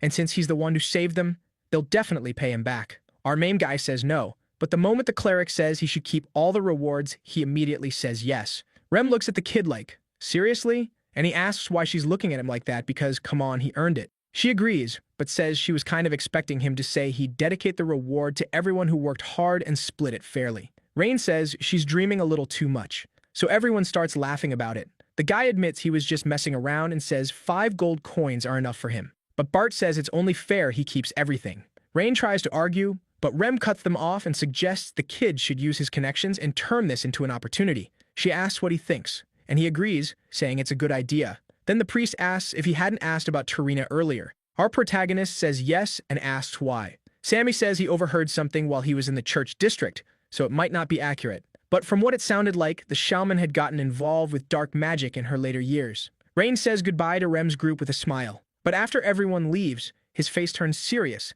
and he thinks that, apparently, the girl really did get mixed up with dark magic. At the library, Rain flips through a book, resting his chin on his hand. He closes it, thinking there wasn't any mention of Tarina being involved with dark magic. Staring at the book in his hands, he ends up having another flashback from when he was still Lin. Lin tosses aside a worn-out book. Gripping his staff, the boy moves forward, toward a place that had fallen into ruins, an eroded village down in the abyss. Inside an abandoned house, half submerged in the swamp, they ended up finding Tarina. Back then, she was 7 years old. With a snap of his fingers, Lin makes a makeshift campfire out of bits of wood and torn book pages. He says that she'd do the trick. Then the girl starts coughing. Lin turns and slowly walks over to her. Tarina looks terrified, and Lin pulls something out of his bag. Her fear disappears when she realizes it's food. Holding out the bread, he asks if she wants to eat. He tells her not to worry, there's no poison or anything. The rest of the group comes closer, and Lin asks if she's not going to eat, saying it's all he has to offer. But she stays silent, and Lin sighs. Then the girl finally breaks down, saying her mom, her dad, and everyone she knew were dead. Hearing that, Lin asks if her village had any contact with the outside world. She says she doesn't really know, and Lin stands up and says he gets it, he didn't even know a village like that existed. But he says maybe now she's the only one who still remembers that village and its people. He says that sounds really lonely, a life nobody remembers. Then he asks if she's okay with that because if she dies, that place will vanish without a trace.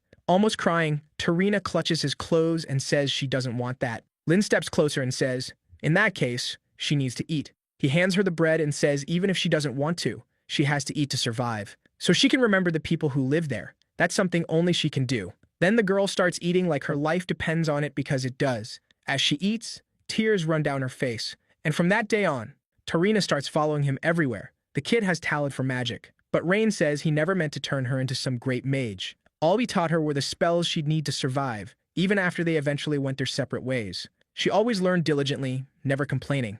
They practiced putting out small fires with water magic, and saving people from falls with earth magic. Every spell was meant to help others. Sitting around a campfire, Freedy asks if Lin has a soft spot for teaching younger kids, and Esther asks if that's true. He tells them to say something that actually makes sense. Watching the girl practice magic, he wonders if what he's feeling is sympathy or compassion. Maybe he feels connected to her because her situation is kind of like his past. The day comes to leave Tarina at the church. Even though her expression is gloomy, she surprisingly says goodbye without making a scene. Esther says that staying in that town would only make things harder and that they should leave fast. Lin agrees. In his thoughts, the boy just hoped Tarina would be okay. A man was showing her around the house, saying it might feel huge at first, but she'd get used to it soon. The girl, looking miserable, stayed quiet.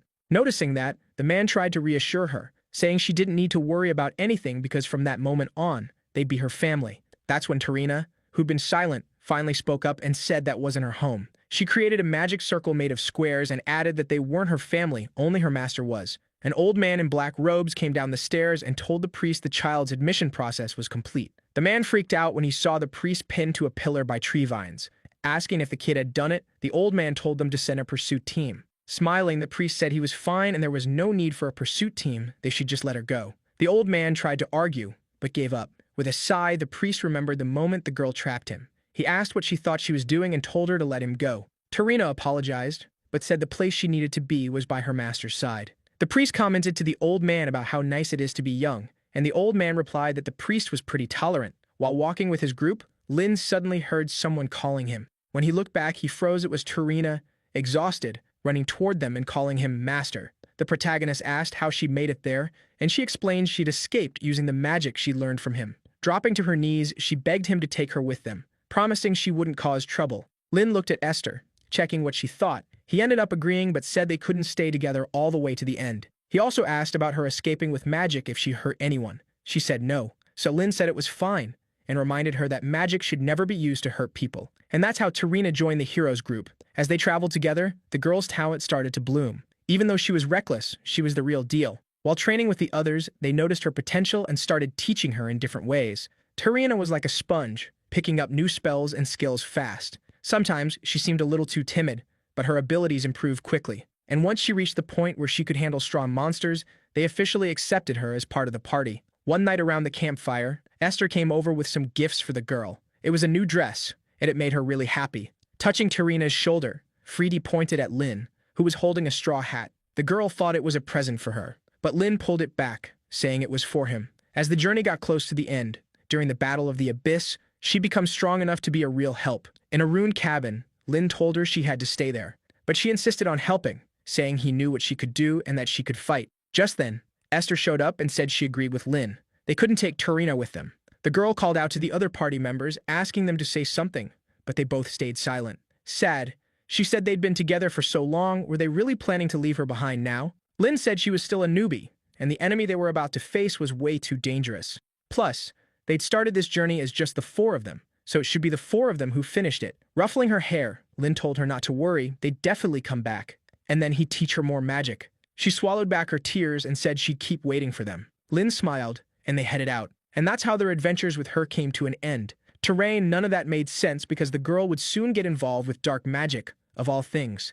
It was suspicious that books related to Tarina had suddenly ended up on the censorship list. Rain opened the book, and Rudian laid it on his forehead, telling him his research progress had gone from 37.9% to 39.9%. He's happy, but it's weird that wiping out the rat spiders only bumped things up by 2%, so he figures he's still got a long way to go. On the last page of the book, there's a drawing of Lynn. Right under it, the girl had described him as the most amazing master in the world. That makes Rain smile. He's about to say something about her, but then, all of a sudden, the smile disappears. The sun was coming up over the place where the battle against the rat spiders happened. People in green robes looked annoyed, saying they thought it could attract the golden children and cut down the number of adventurers. Because the heat from the flames was still there, and because of the blast radius, someone else figures it had to be at least a 4-star spell. And if what the people they interrogated said was true, that means the adventurers, Rem and Bart, were there. The more impatient robed person swears they'll get revenge, but the calmer one says that would just draw the golden children's attention. Then the other one says they just need to make sure they don't get caught. The calmer one says there are more important things to do before revenge, and the hot-headed one asks what that would be. So the calmer one says they should inform Tarina first. When he gets to school, right in front of the club room, the protagonist gets greeted by 2 students who ask if he's okay. He says he's fine and they shouldn't worry. At the front of the room, the club leader says they're about to start and asks everyone to sit, adding that the number of members has gone up a lot. The guy introduces himself as Joan, president of the local development magic club, and says he honestly didn't expect so many people, but he's really happy. Joan says he hopes they'll all get along. He's about to start explaining the club's purpose and goals when someone walks into the room. The guy turns around, still saying the club's goal is to develop magic for local development, but he freezes when he sees who it is. Everyone's shocked, because it's Logan. After a pause, the man introduces himself as Logan and says he hopes they'll get along. A little nervous, Joan says he showed up at just the right time. Waving his hand, he tells Logan to take a seat. But Logan freezes when he realizes the only empty seat is the one next to Rain. The protagonist, as smug as ever, points at the chair beside him with a nasty little grin. Once everyone sits down, Joan decides they need to start with a fresh mindset and asks them to take good care of things. Rain comments that, looks like Logan really keeps his promises, and Logan says he's just following the rules. While Joan is explaining, the protagonist is lost in thought. He wonders if he'd be able to beat the black mages if he ever had to face them. Summoning his Rudian, he sees he only has 12 cane magic power and 311 stamina, so he thinks he needs to toughen up his body fast. But he can't just do random workouts. It'd be better to have someone who can guide him. Then Rain ends up thinking of Logan, who's basically perfect for that. Later, on the training field, Rain is suffering through Logan's training. During the session, Logan remembers when the kid asked him to train him.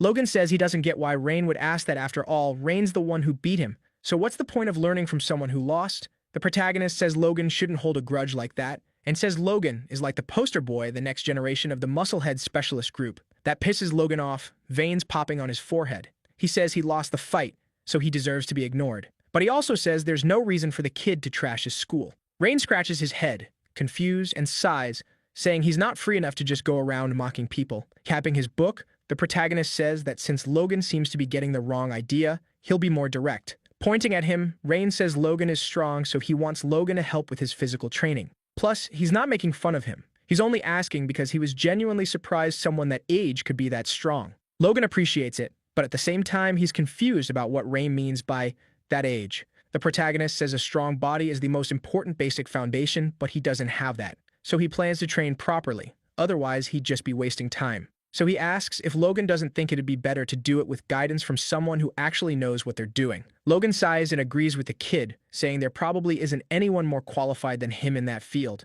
but he says he can't teach Rain, so the kid should find someone else. Thinking the issue is money, our protagonist tries to offer a good amount, but Logan refuses, saying that's not the reason. The kid is from the magical aristocracy, and Logan is from one of the 8 schools, so, according to him, they're enemies. And enemies aren't supposed to support or help each other, which makes the kid look annoyed. Rain calls out to him, and the moment the man turns around, the kid already has an attack magic circle aimed right at his face. Making a gunshot sound with his mouth, the kid disperses the spell. He says Logan's lucky, because if he wanted him dead, he'd already be dead. Rain asks Logan if he knows why he didn't do it, and with smoke coming off his hand, our protagonist explains it's because Logan isn't his enemy. They're not soldiers, they're students, and that isn't a battlefield, it's a place to learn. He says there's no reason for them to be enemies, since they're classmates exploring the same area of magic. After thinking for a bit, Logan agrees, surprised he didn't expect the kid to hit him with an argument that's solid. Back in the present, melted on the floor, Rain is calling for Logan. He says he's finally done,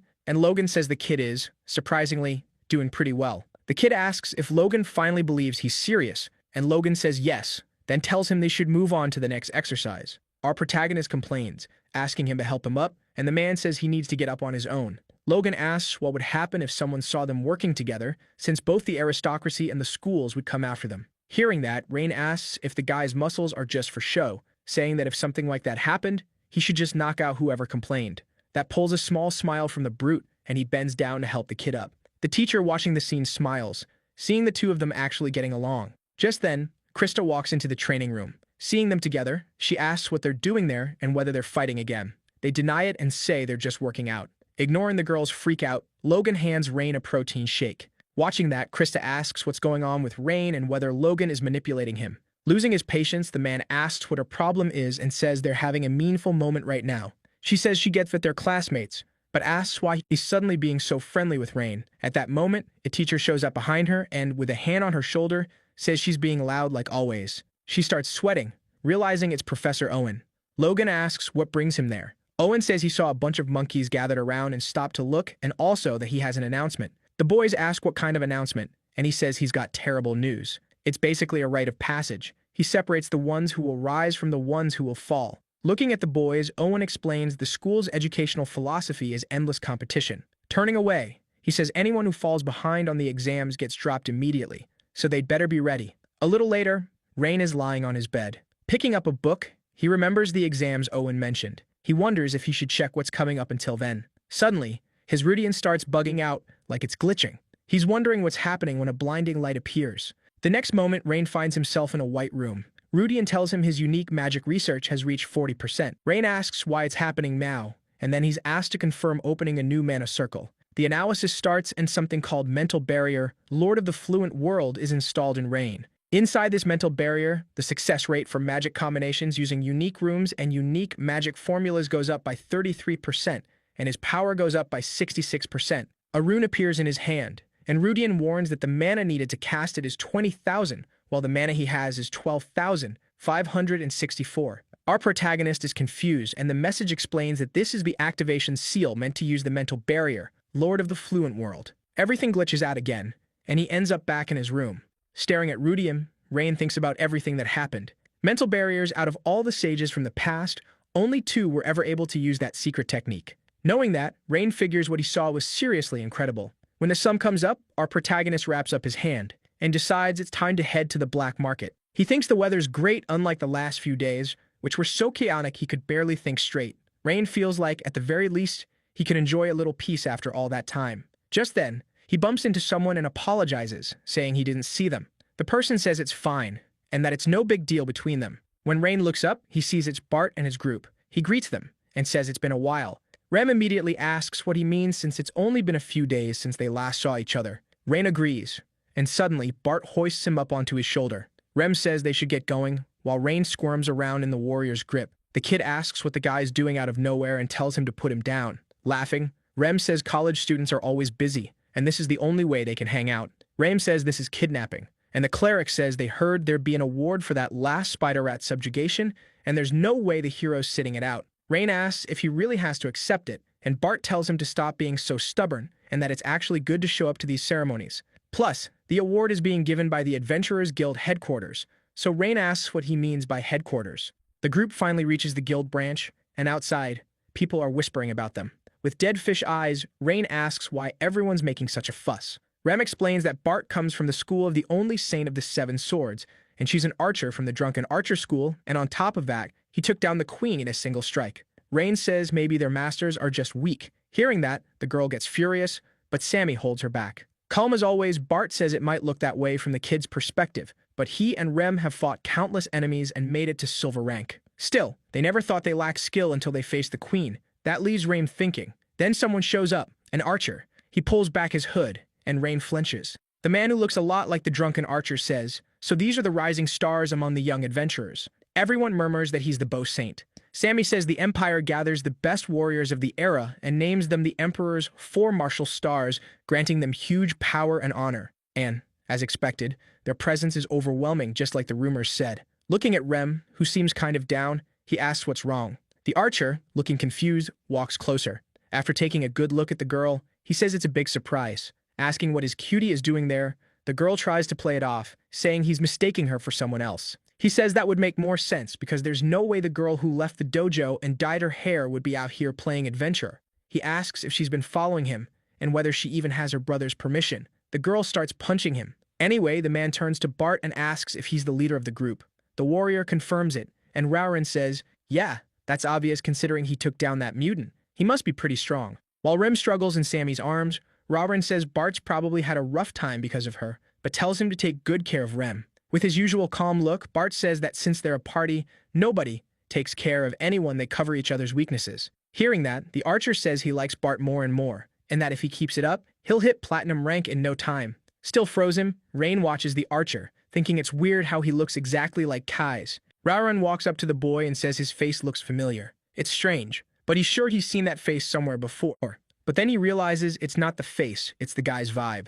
So Rain introduces himself as Rain Ludwig. Hearing that, the man says, in that case, the kid must be Scalzi's grandson, patting him on the shoulder. He says that, looking at the kid now, he could tell the boy looked a bit like Scalzi, especially around the eyes. And he says that back when that man was in town, he owed him a lot. While they talked, the protagonist wondered if Kais could talk would he talk like that. Noticing the bow on Rauren's back, Rain found himself wondering what kind of condition his companion's bow was in. Right then, the bow starts vibrating like crazy. Gripping the weapon tightly, Rauren wonders why it's acting like that. When he looks back, he comes face to face with a warrior. The warrior tells him it's time to go, and the archer agrees, kicking off the event. With a sheet of paper in hand, the man starts reading, but then complains about how long it is. He ends up just skipping the whole thing and congratulates them on a job well done. Moving on to the rewards, Rauren says it'll be 2 gold coins, and each member of the group will get 500 contribution points. After the event ends, the group gets swarmed with offers to join other guilds. Watching from the sidelines, Rain and Sammy comment that Rem and Bart are pretty popular. The cleric asks if it's really okay to say the queen was defeated with a scroll, and Rain confirms it is. Sick of all of it, the protagonist says he's heading out, and Sammy says in that case, he'll let the others know. And before the kid leaves, he tells him he's been promoted to bronze rank now, so someone might recognize him on the street. Still, he hopes nothing troublesome happens. In an alley, the protagonist uses his Rudian, checking how much longer it'll take before he can use the mental barrier. He realizes he's still got a long way to go, but he figures once he gets it, he can focus on mana training. Mental barrier, the sage's domain he never reached in his past life, was finally within reach now. Just then, someone calls out to him, calling him young Master Ludwig. The person tells him that even if he goes that way, he won't reach the black market. It's not that he took a wrong turn because of a bunch of circumstances. The black market merchants fled, so it's temporarily shut down. The person takes off his hat and, saying it's a pleasure to meet him, reveals he's part of the Magic League. He asks if he can have a moment of Rain's time. When they get to a restaurant, he asks what Rain wants to eat, but Rain says they should just get to the point. The man says Rain doesn't need to be so guarded. He's not there to grill him about the black market. Suspicious, the protagonist wonders how they even found out he was heading to the black market. On top of that, what really throws him off is how much mana the man is getting off. Apologizing for forgetting to introduce himself, the man shows a watch and introduces himself as Doran Slade, saying he works in the League's Special Operations Department. He also reveals he used to be the boy's father's secretary back when his father was student council president. The protagonist asks what he's getting at. The man explains he just wants to make it clear he's not shady and that he's on the boy's side. Also, he wants to confirm a few things with Rain, asking if Rain was the one who used the magic that took down the mutated queen, because there are no records of Bart's group visiting a magic shop recently. Even assuming they could have bought it earlier, there hasn't been a four-star mage capable of making a scroll that powerful in the last 10 years. So the man says he checked whether Scalzi Ludwig had made one to protect his grandson, but that wasn't it either. Giving the boy a sharp look, the man says that in that case, there's only one conclusion. Realizing where Doran is going with this, the protagonist says he never planned to hide it from the start, but he did have concerns. With a cold look, Doran asks if he means the dark mage. Taking it how much the guy seems to know, Rain wonders if he's just investigating him or straight up stalking him like some weirdo. Just then, the waiter brings the food, but the order's wrong. Doran asks if it's for 2 people. Nervous, the waiter asks if the man was only planning to order for 1 because since there were 2 of them, he assumed it was for 2. Holding 2 skewers, the guy says it's fine, he can eat it all. With his usual dead fish stare, Rain stands up and says that if that's all, he's leaving. Before the kid could leave, Doran said he needed to talk and asked if he'd like to work with the League's Special Operations Department. The protagonist said no, that he was just a student. So the man said the offer was really for after he graduated. Since Cavan was still healthy, the kid would take a long time to inherit the family fortune. So Doran asked what Rain thought about helping him fight crime in the meantime. If he accepted, he'd have the authority to investigate dark magic-related cases on his own, and it'd be a great place to build a career. As he headed out, Rain said he wasn't interested. Before the kid left, Doran mentioned the Dark Church had been getting more active, and because of that, the League's higher-ups were in denial, drunk on peace, but something big was definitely about to happen. Pointing his skewer upward, the man said he really wanted to believe they were ready to stop them, but he wasn't sure that was actually true. Before leaving, the protagonist said he had no idea what Doran was talking about, but that he'd think about it. Doran thanked him. As he walked, Rain wondered if he'd really have to fight the church in this life, thinking maybe he should just let the operations department handle it. Smiling, Doran shouted after him, saying that if he ever needed anything from the black market, he should look for the VIP escort mission during vacation. Rain just looked at him, embarrassed. Doran watched the kid walking through the city, and then suddenly a girl dropped out of the sky and asked if he'd been turned down. The girl, with huge dark circles under her eyes, said this year's freshmen were talented and asked why he'd gone straight for the genius young master. Doran said that, in the end, the kid wouldn't be part of the golden generation. Slumping awkwardly into a chair, the woman asked why. Doran said Rain didn't seem to have had any contact with Tarina, so they should look for other suspects. Then she asked if there was really a chance any of DeLayton's freshmen had been in contact with Tarina. While drooling over his skewer, Doran said his gut told him yes, and since contact could have happened even before they entered the school, they should check their pasts. In his head, Doran agreed with the girl. I mean, how could the kid be considered part of the golden generation? He thought that, in the end, Cavan had created something monstrous because he'd never met anyone whose future scared him as much as Rain's. At the library, the protagonist explained to Karen that he wouldn't be able to get the book, saying it was fine. The librarian said it had all happened because she'd been careless. She also said she was happy Rain was safe. Rain gave a nervous smile and asked if some weird person wearing a hat had shown up around there, but Taryn said no. But after thinking for a bit, she remembered something and said someone from the Special Errands Department had come by. She said they were reviewing some senior librarians they'd known for a long time and then left. But Karen said she hadn't seen them, so she didn't know what they looked like. Rain said he got it, and, saying it was time to head back to the dorm, he thanked her for the info. Walking through the dorm hallways, the protagonist, realizing Doran had been there, wondered who the man had talked to on the black market. Seeing 2 delivery boxes in front of his room, he thought the time had come. Inside were 2 massive spirit jewels. Rain figured he could finally store the mana he needed for the mental barrier. He placed his hands on the jewels. His current mana was around 12,000, and the mental barrier spell needed around 20,000, so he decided to store 8,000 to use when he cast the spell. The spheres started glowing intensely. It seemed to drain a huge chunk of his mana, making him collapse from exhaustion. Worn out, Rain said the mana infusion was done, but he still had to wait for it to stabilize. Night fell, and Rain was meditating. Opening his eyes, he said it was time. Making a hand sign, he activated the mental formation, Honored Fluid World. The spheres glowed, and the spell started forming. At that moment, the jewels began to crack, and Rain ended up coughing up blood from the strain. Lying on the floor, he thought that, as expected, he'd failed. But when he looked at his palm, the room was shining a bright gold. Rooms were glowing around him too. Getting up, he felt something different, And when he tested a magic circle, Rain said it was impossible. Now he could feel it instinctively. That magic formation was perfect. The rooms were optimizing themselves, and the equations were being refined. Coming back down to the ground, he figured that was what his mind looked like a mental barrier was a mirror reflecting a sorcerer's thoughts. The second mage, Riat Warden, had said that once, and now he finally got it. The desire for truth shows up as a mental image. The Honored One's shifting world didn't give him any new knowledge, it just made up for his technical know-how and his weak spots. But for Rain, that was perfect. Now he could master his spells through self-study, with zero guidance. Smiling, he thought he was one step closer to becoming a 7-star mage. In the teacher's lounge, Chancellor Medelia Page was asking if the students' schedule was a mess. Then, the substitute teacher, Kyle, confirmed it, saying that with the field practice going on, they could focus on the first years next week. Medelia said she'd heard the first-year class was packed with exceptional students, which had some of the teachers curious. A teacher named Ivan said he didn't know much else, but it sounded like it'd be interesting, especially that prodigy who, until recently, had been hiding his talent.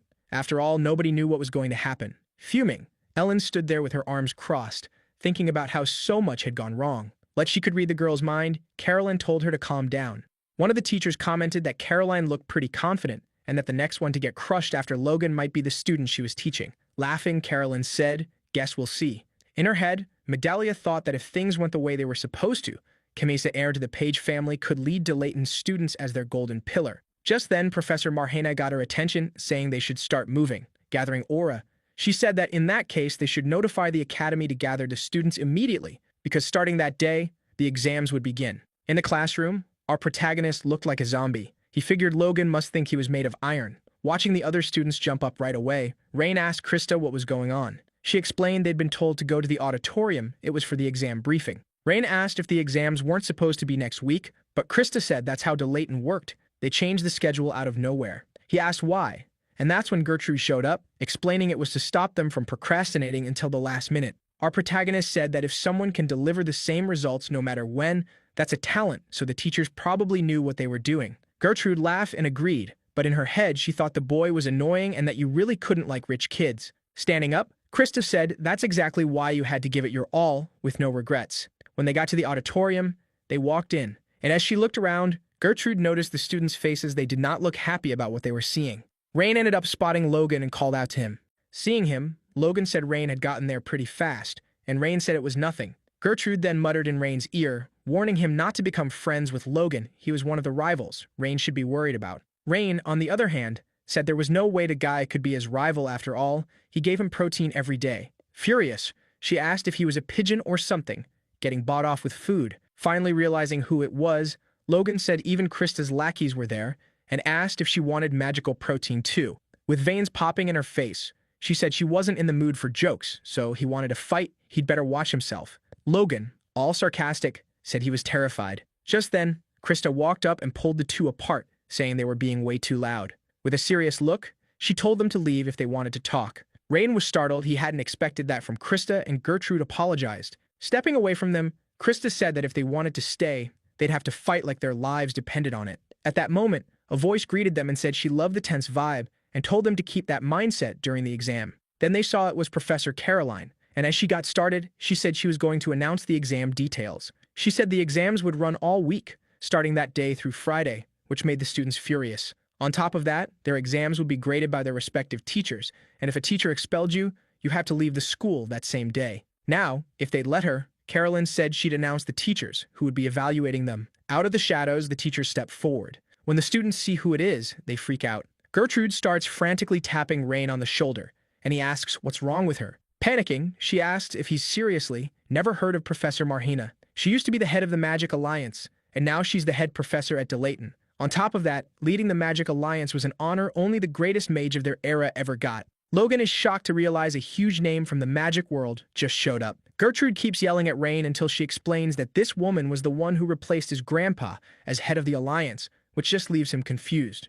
Thinking about what his grandpa was like, the protagonist figures the woman must be a total monster. Then she tells him about the other teachers who came with Marhena. Kyle, a genius who graduated top of 1,378 classes, Professor Jaren, who built her magic tower at 20, and Professor Ellen, who writes for the Daily Magical Hearing newspaper. Saying those were the elite teachers who taught second and third years, Gertrude comments that it was one hell of a lineup. Marhina stays quiet for a while. Then she clears her throat, drawing everyone's attention in the hall. Using an amplification spell, she tells everyone to shut up. Her voice is so loud it actually scares the students. Leaning on her cane, she asks where they think they are and says the whole point of these tests is to weed out useless people like them. She also says the evaluators won't go easy on them like the previous ones did, leaving the kids wondering what she even considers easy. She adds that the teachers judging them are the type who will eliminate you the moment they decide you don't have talent, which makes everyone even more nervous. Seeing they finally look ready for the exams, Marhina smiles and says, "Not bad." Then she explains the tests will take place in different locations,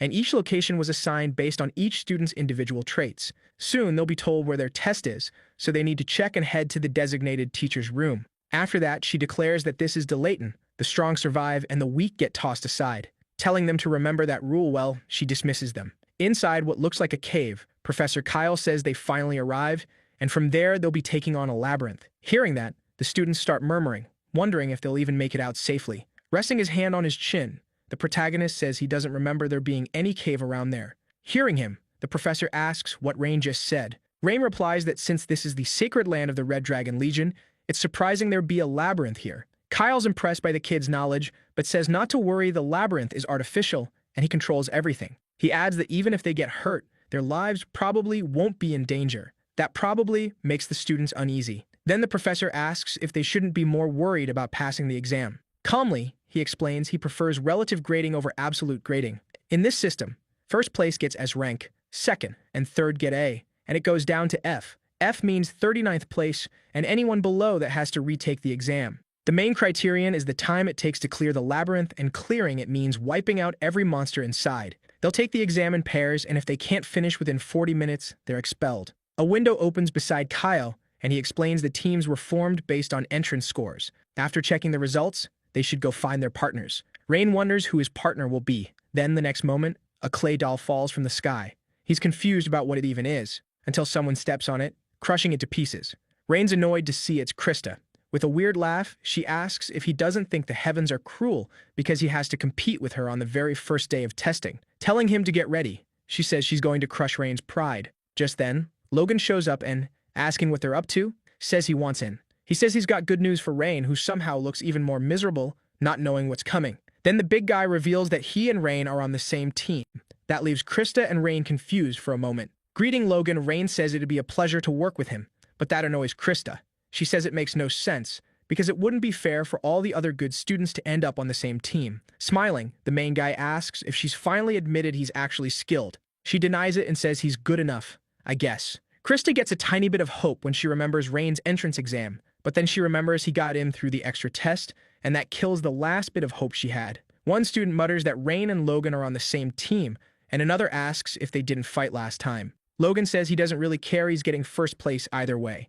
Hearing that, Rain just smiles and tells them to go ahead and try their luck. Turning back to Logan, Rain asks why he's still obsessed with rankings, and whether the exam really matters if he wants to graduate at the top. Logan asks if Rain is planning to graduate at the top. Logan explains that if that's the goal, then yeah, it matters a lot because there are only 4 official exams each year. Muttering, if that's how it is, Rain turns to Krista and apologizes, saying that this time he can't go easy on her. She looks confused for a second, then smiles and says that's exactly what she wanted. Clapping his hands, the instructor gets everyone's attention and says they have 10 minutes to talk things over before going in. He explains that inside the maze there are 20 routes, and each one has the same number of enemies, but only one team is allowed per route. All the students start talking strategy. Meanwhile, the assistant professor asks Kyle why he always gives that exam to first years. Kyle says the only time you really find out a mage's talent is when they face something they've never dealt with before, leaving the assistant confused. Kyle adds that in those situations, their minds go blank, their judgment gets messed up, and they hesitate. So the exam is meant to spot the ones who shine under pressure. That's his job. Logan talks strategy with Rain, asking what he thinks about just wiping out anything that shows up. Rain says it's not a bad idea, but it'd be better to have a more solid plan before they enter the maze. But someone is talking way too loud and it's messing with Rain's thinking, which starts to annoy him. Mocking him, Krista says that instead of eavesdropping, he could come up with a strategy for his own team. Irritated, Rain tells her to focus on her own team. Krista says that's too bad for him, because she already has her strategy. Logan says she seems pretty confident, considering the limited magic they're allowed to use in the maze, and she confirms it. Calling out to Rain, she asks if he really said he was going to graduate at the top. Then she apologizes, saying she's been at the top her whole life, and this exam will be no different. She promises she'll make him understand the difference between their abilities. With that, she quickly leaves, followed by her partner. Light flashes on the professor's glasses as he announces Team 2 will start the exam. Kyle and his assistant watch them through a magical camera that follows them. As they drop in, Krista tells her partner to activate light magic. He says his detection magic found something, and she tells him to let her handle the landing and focus on finding targets.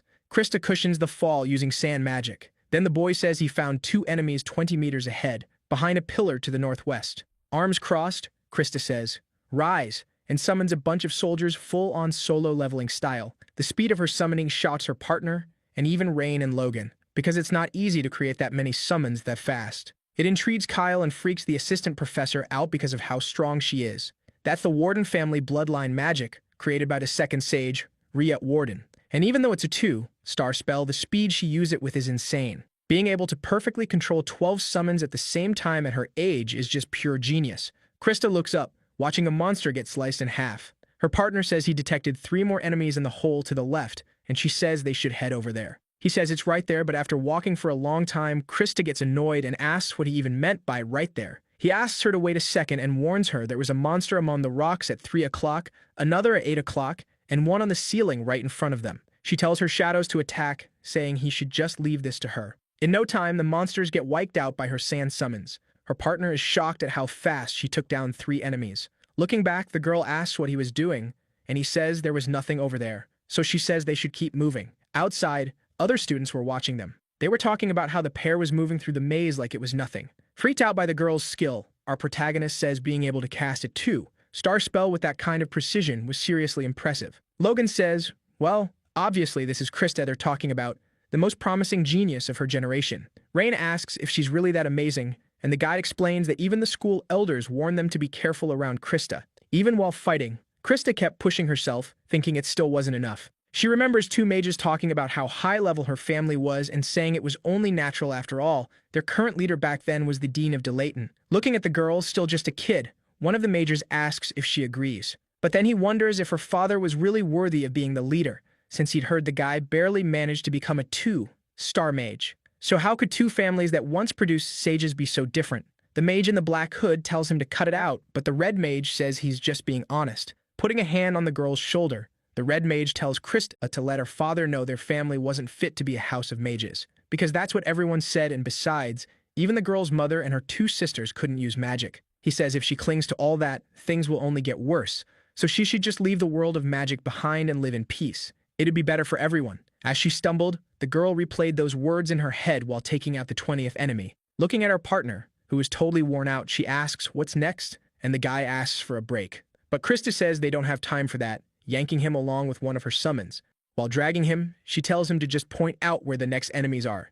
Outside, the students kept talking about how insane the performance was. The teacher thought it was chilling. He never expected she could handle magic at that level. Back in the past, the girl stood facing a light in the middle of the darkness, and the green mage asks if something's wrong. She tells him she's going to become the greatest mage of all time, so her mom, dad, and sisters won't look down on her anymore. Back in the present, taking enemies down one by one, Krista tells herself she's going to prove it. She swears she'll earn her honor and prestige with her own hands. Krista remembers that after she said that, the mage knelt down and told her he was counting on her to restore the Warden family once again. A monster that looks like a Zubat drops onto one of her summons and destroys it. She throws herself backward, dodging the attack, and summons another sand monster. Telling it to get back up, she sends it straight at the monster. The soldier ends up smashing the monster into the ground with a punch. 4 minutes have passed. The assistant professor announces that all magical reactions have disappeared. And just like that, Teen Q's exam is over, with a total time of 4 minutes and 13 seconds, finishing in under 5 minutes. Kyle says that's exactly what you'd expect from someone descended from a mage family. Then he declares Krista's grade is S. As Krista's group leaves the maze, the other students wonder how that's even possible. Most of them haven't even finished talking through their strategies yet. Logan already expected Krista to be talented, but not on that level. Now he gets why the elders have been watching her. It makes sense she's seen as a potential leader for the Magic City. The group stops in front of Kyle, who says that since he started teaching, their team is now second in the time rankings, finishing in under 5 minutes. Showing off, the girl says ending things with overwhelming power is just how her family does things. The professor thought the Warden family's strength was based up in the Highlands, and that they were hiding some huge reserve of stamina and magical power. Even though he planned his strategy around that, the girl's moves couldn't be explained by that alone. That result came from her insane effort. Her biggest advantage was that she was a genius who actually worked hard. Calling the girl and her partner over, the professor says it goes without saying they passed. There were still a few students left, but he adds right away that their grade was an S. Krista clears her throat and, bowing, says he was too kind. He wishes her good luck, and she turns around, absolutely thrilled. As she walks past our protagonist, she looks at him, thinking, yeah, that's just who I am. Smiling, Rain tells Logan this might end up being more fun than he expected, and Logan agrees. Rain ends up having another flashback from back when he was still Lin. Esther says people used to call the place they were in the Southern Star because it was so beautiful, but now it didn't even come close. Freedy, sitting down, asks what the plan is, since going into that fog is basically guaranteed death. Our protagonist agrees, and the silver-haired leader complains that she's hungry. After thinking for a bit, Esther tells Lim to destroy everything. He says he gets it, but then, realizing what she actually means, he turns around and asks what the hell she's doing. Wasn't the city a cultural heritage site? Esther says yes. In that case, Lin says we need to preserve the original shape so we can fix it later. Kyle and Freed laugh, and he asks if they're seriously messing with him. Striking a pose, Esther explains to Lin that there are times in life when you just dive in head first and deal with the consequences later. He asks what she's even talking about. Freedy agrees with Esther, and Lin tells her to shut up. Blushing, Free smiles and says that, to her, he matters more than any cultural heritage site and that as the leader, she'll take the blame later. Clenching her fists, Esther says that if she has to, she'll use her fists too. Seeing how determined Esther is, our protagonist asks if the problem is really that simple, and she says she hates complicated problems. Forming a magic circle in his hand, he says he gets it and that he won't care about what they'll have to deal with afterward. It's crazy how one irresponsible decision can change the world. Back in the present, Rain says he's made up his mind. Saying he's got a great idea, he tells Logan to come closer. Logan asks if Rain is messing with him, because that could get them disqualified. Rain just says he'll take responsibility if anything happens. Logan scratches his head, worried, and says that even if they just took it easy, they'd still pass, but it wouldn't be fun at all. Rain smiles, realizing his point worked. Just then, Krista, who'd been listening, asks what they're doing and why they might get disqualified. Rain asks if she's scared and tells her to just wait and see what they're about to do. She asks what they even mean by all that. This is an exam, not playtime, so they should take it seriously. Turning to her, Rain says that, supposedly, magic is meant to be fun. Doesn't she think so too? Prep time is over, and the professor tells the teams to get ready. Realizing they're out of time, the teams rush to enter the labyrinth, but Rain, totally calm, walks up to the professor and calls out to him. He asks if the students' safety inside is guaranteed, and the professor says yes. Since he's controlling everything with magic, nobody's life will be in danger. Then Rain asks if Logan heard that and says they should go ahead with the plan.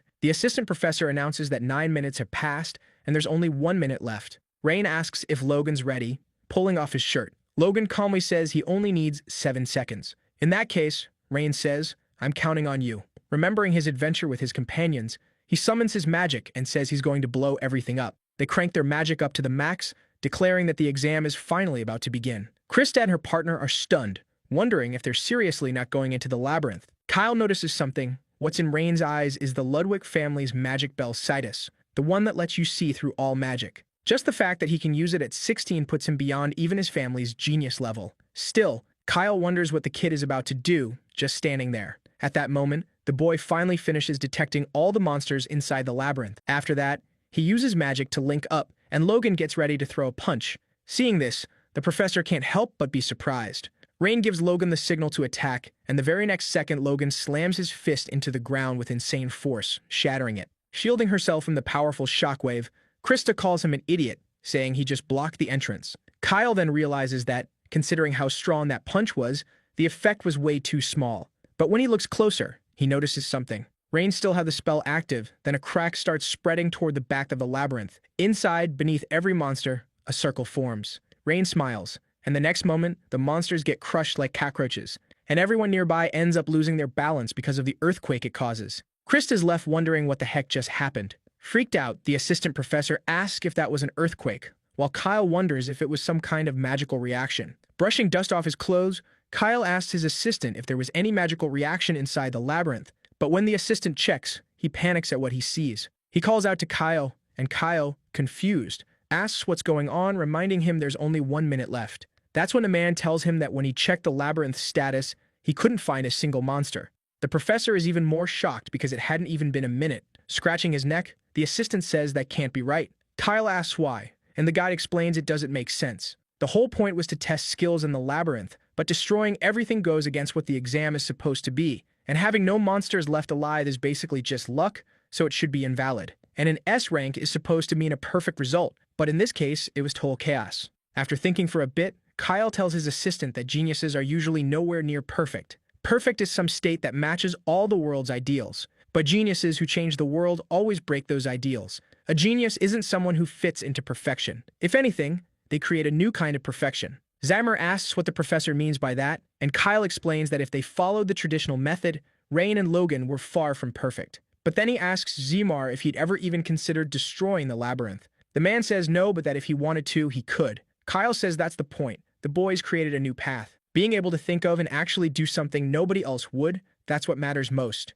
It's about having the knowledge and understanding to turn a stupid idea into reality. Watching the boys smiling, the professor tells his assistant to just wait because that student is going to become the center of the magical world and push its boundaries. 40 minutes later, the test is over.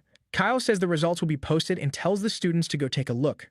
In the hardest test of the year, most of the applicants who pass finish in 30 minutes. A lot of students either drained their magic completely or got hurt because they lost control of their magic. On top of that, some students had to retake the test after getting hit more than 3 times by a target. Krista and Rumlow's team finished in 4 minutes and 13 seconds, an insane result. In that case, an S rank made total sense, but Logan and Rain's team finished in under 1 minute, so the girls' evaluation dropped to an A rank. Krista ends up having another flashback, where everyone was saying that apparently the Warden family's daughter could use 2-star magic at age 6. They thought it was great news, because for the Warden family, who were basically on the edge of collapse, it was a huge relief. Then they stopped paying attention to the girls showing off fiercely, and start asking about the Ludwig family's situation. People talk about the so-called Prince of Disaster, saying they feel bad for him but also that it's not their problem, and they're just glad he's not part of their family. Krista was always picking on Rain because he didn't care what people said about him, but he never cared about what she said either. Still, on the day they were about to enter the academy,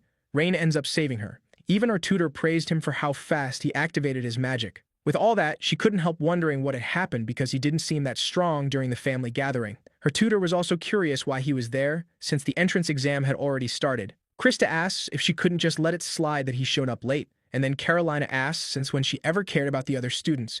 Right then, the girl says that, just like her teacher had noticed before, having him around was going to heat things up. She also asks if a little competition wouldn't be good for the school. She was finally taking all of it seriously. In that moment, she declares the boy is going to be her rival, but the result of that exam completely crushes her. Her partner, Rumlow, walks up to her thanking her, because he got a good grade thanks to her. Krista, though, just stands there frozen, wondering if she really lost again, especially to someone who treated magic like it was no big deal. She's annoyed she didn't think to destroy the maze, but then she realizes that even if she had thought of it, she wouldn't have been able to. Watching her, Kyle realizes she's super competitive.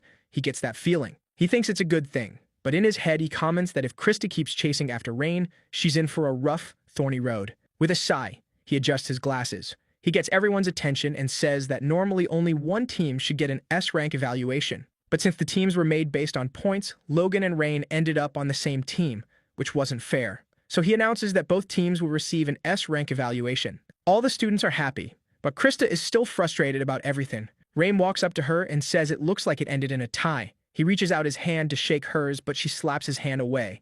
Everyone watching is confused. Then Krista asks if he seriously thinks she'd be satisfied with that result. Rain is confused and asks why she wouldn't be after all. They both got S rank. Yelling, she tells him not to mess with her, because she only got that evaluation out of pity. Anxiety takes over, and while she begs people not to look at her, Krista runs off. Rain calls after her, trying to stop her, but he can't. He turns to Logan and asks if he said something wrong.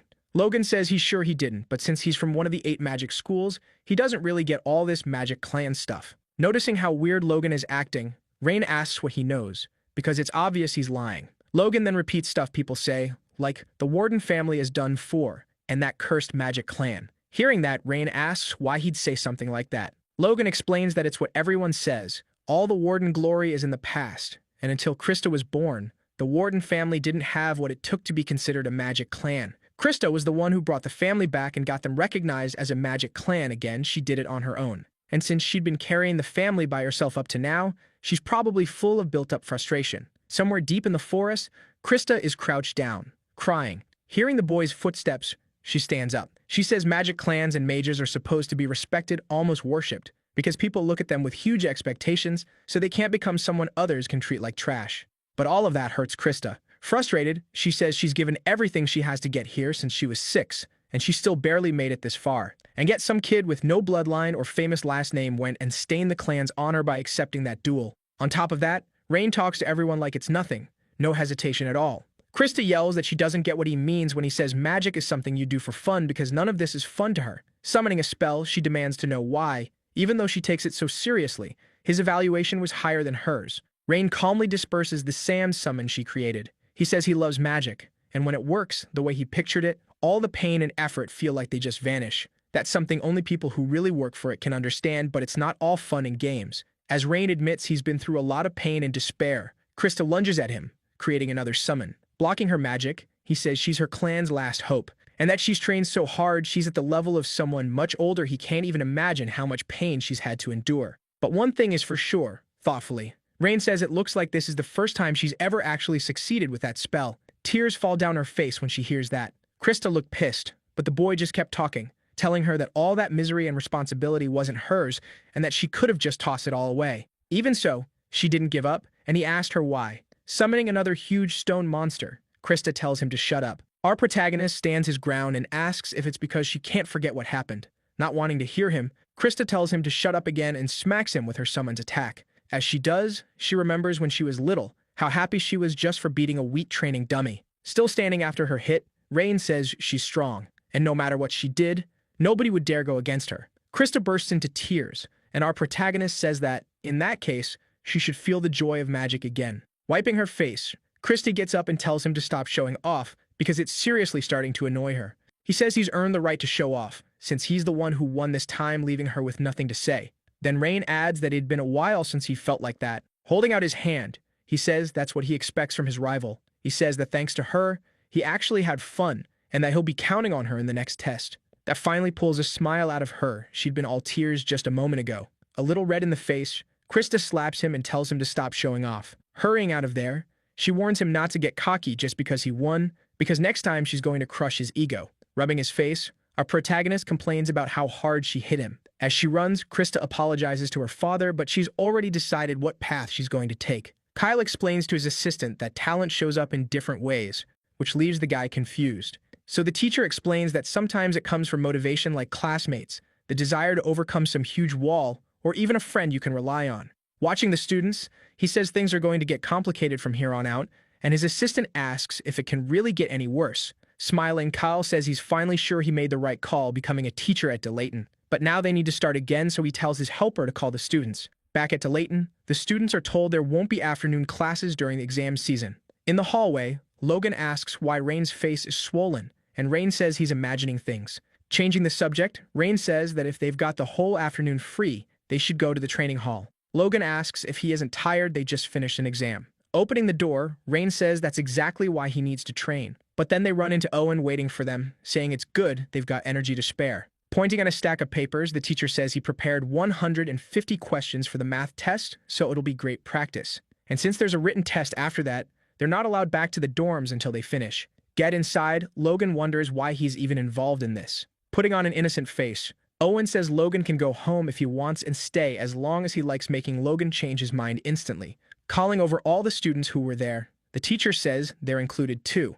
The students complain that they're exhausted, and the teacher asks if he needs to repeat himself. As Rain grabs his portion, he looks at Krista. She looks like a zombie, and the teacher says that until a little while ago, he thought she left early. But she came up to him full of energy, so he gave her a few extra questions to do. Krista hears that and yells, asking if he's messing with her. Owen says he's not, and that she shouldn't even think about doing only half, because the written test will affect her grade. The students keep non-stop complaining about the test. Meanwhile, the teacher calls them primates, and says if he hears one more conversation, they're getting kicked out of the room. Rain figures they're testing whether they can still answer correctly while tired, but that number of questions is insane. They'd solved that kind of problem more times than he could count, so this was basically an endurance test. Activating his Bell Sidious, he decides to cheat a little. 10 minutes later, Rain says he's finished. Omen says he'd finished really fast and that if Rain was that confident, he should just hand in his answers and go back to the dorm. Right then, someone asks if Rain is actually confident. It's Krista. She's dead tired and says that if he's rushing like that, there's no way his score will be higher than hers. Rain comments that she looks completely wiped. Owen snaps at her, asking if she doesn't know how to stay quiet during a test, and she apologizes. Rain stands up and, as he walks toward the exit, decides to check how Logan is doing, and he realizes the guy looks totally lost and nowhere near finishing. As he closes the door, Rain thinks he should go take a shower. The next moment, someone walks out through the door, a red-headed girl who immediately catches Rain's eye. Her blazing red hair burned like fire, and her eyes looked like they could see through anything along with this deep darkness in them. That was his first meeting with Lillian Karian. She'd been considered the best student after the war of the 8 great schools. A little later, at the academy, Rain asks Logan who the red-headed girl is and whether he knows her. Logan says he does, and asks why Rain is bringing her up out of nowhere. Rain says he just felt like talking about it. Drying his face with a towel, Rain says he saw her in the hallway and her vibe felt weird. He asks what kind of person she is, and Logan gets a little tense about answering. After thinking for a bit, Logan admits the girl is basically Rivendell School's secret weapon. He also says Lillian's been the target of rumors ever since she arrived at the academy. Rain remembers Rivendell is a school known for fire specialists. Logan says that, like Rain probably guessed, her red hair is a sign she's blessed by the flames, and her affinity with fire is way above normal. Because of that, among the 8 great schools, she's known as the rival of the genius Krista Warden, and people usually call her a monster. He adds that even the elders say she has the potential to become an archmage. Rain asks if that isn't kind of an exaggeration, and Logan says it's not baseless. She really is that strong. After a moment of silence, Rain thanks him, saying it helped a lot, and Logan, drinking some water, says he's glad. Then Rain suddenly turns and says Logan seems to know a lot about her, and asks if he's got a crush on her or something. Logan spits out his water, and Rain keeps going, saying they'd make a great couple and he'll be rooting for him. Logan asks if Rain seriously thinks that, and Rain, with a goofy smile, says yep. Rain thinks about what Logan said about her being a secret weapon and concludes he doesn't get a single minute of peace in Delayton. At the start of Red Ridge, on day 4 of the exams, the boys are standing in front of a barrier. They say it looks like a 4-star barrier. Zimmer starts explaining that the test will take place in a fantasy world, and they'll be split into a group of 60, the teams A, B, and C. Rain figures that by fantasy world, the teacher means inside the barrier. The teacher also explains the test will be a battle royale. That confuses everyone except the teachers, who look bored. He says there will be hidden treasures, and every time they find one, they get 1 point. On top of that, there will be magical creatures created by illusions, and defeating them will earn points too. The points depend on how hard they are, and the students will have to choose whether to fight or run. Zimar asks if they have any questions, and Krista immediately raises her hand. She asks if the test is basically about who collects the most treasure and takes down the most monsters, because that doesn't sound like a battle royale at all. The teacher says she can think of it that way, but there's another rule. They're allowed to attack opponents and steal their points. They're also allowed to steal monsters, treasures, and whatever else. And if they want, they can even send their classmates to meet their maker. That last part leaves everyone stunned. Then someone taps a cane on the ground, getting everyone's attention. It's Marhina. She explains that since it's a world made of magic, everything that happens inside it is just an illusion. Basically, no matter how serious an attack is, they won't actually injure them. They'll still feel pain though. And if their bodies get destroyed or they die, once it's all over, they'll return to their real bodies like nothing happened. So, she says, in that case, they can go all out. The teacher also explains that the evaluation method was simple. The 2 people who racked up the most points would get S rank, and there weren't any other criteria. Hearing the woman's explanation, the students with not-so-nice intentions start thinking it was basically just a matter of beating everyone up. Marhena says that Emitsa, the creator of that magic, once said that making it possible for people to dream in that world was a mage's duty. And the most important thing to fulfill that duty was skill. In the world of magic, past and future skill belong to the best of the best, so they had to show what they could do. She says she'll start announcing the teams, starting with Team A, made up of Hubert, Logan, and Krista. Happy with her team, Krista says she finally had a test worth taking seriously, and Rain, hearing that, asks if she hadn't taken the previous tests seriously, because she even cried when she lost. Embarrassed, the girl plays dumb and asks who told him she cried. Gertrude, watching the whole thing, smiles at the situation. Krista says Rain should stay focused and make sure he gets an S rank, because only she is worthy of stealing his spot. She says she won't accept him losing to anyone but her, and the boys keep laughing at the scene, which just makes her mad. Zimmer then announces that Team A's test is about to begin. Moving on to Team B, the group would be Gertrude, Lillian, and Rain. In front of the barrier, Gertrude clenches her fists, trying to stay calm. Noticing that, Rain asks if she's nervous, which ends up startling her. She denies it with everything she's got, saying he has to be joking, and that he's the one who should be nervous. Our protagonist asks why he should be nervous, and she says it's obvious because he's on the same team as her, and if Rain tried anything with her, he'd be done for. Waving his hand, the guy smiles and says that won't happen. Turning to the girl behind him, Rain asks what the redhead wants with him, since she'd been standing there for a while. She says she has something to talk to him about and asks if he's free. Rain says that if it's something interesting, then yeah. With Krista, we see her golem fighting fiercely against a giant octopus. A message beeps, letting her know she's reached 280 points, and she thinks that still isn't enough. While she wonders how many points Rain is going to get, she notices movement in the bushes behind her and, snapping her fingers, summons 2 sand warriors, who capture 2 girls trying to ambush her. Serious, Krista asks if they really thought they could beat her by teaming up, and the girls say no and beg her to spare them. Krista just lets them go, and as the girls run off, she says beating them wouldn't be worth enough points, and that next time they should fight fair. The people watching from outside comment that someone who could control a 2-star spell at that age, like that, was impressive. They also talked about Hubert, who managed to reach 253 points thanks to his amazing wind control. In third place was Logan, with 249 points. He was wrecking everything in front of him, kind of rough around the edges, but his strength was no joke. Professor Kyle comments that, as expected, those 3 were dominating, and Zimar says they had something different about them. Marhina, meanwhile, says they're just the opening act. Elin has her hands under her chin, looking like she's waiting for something.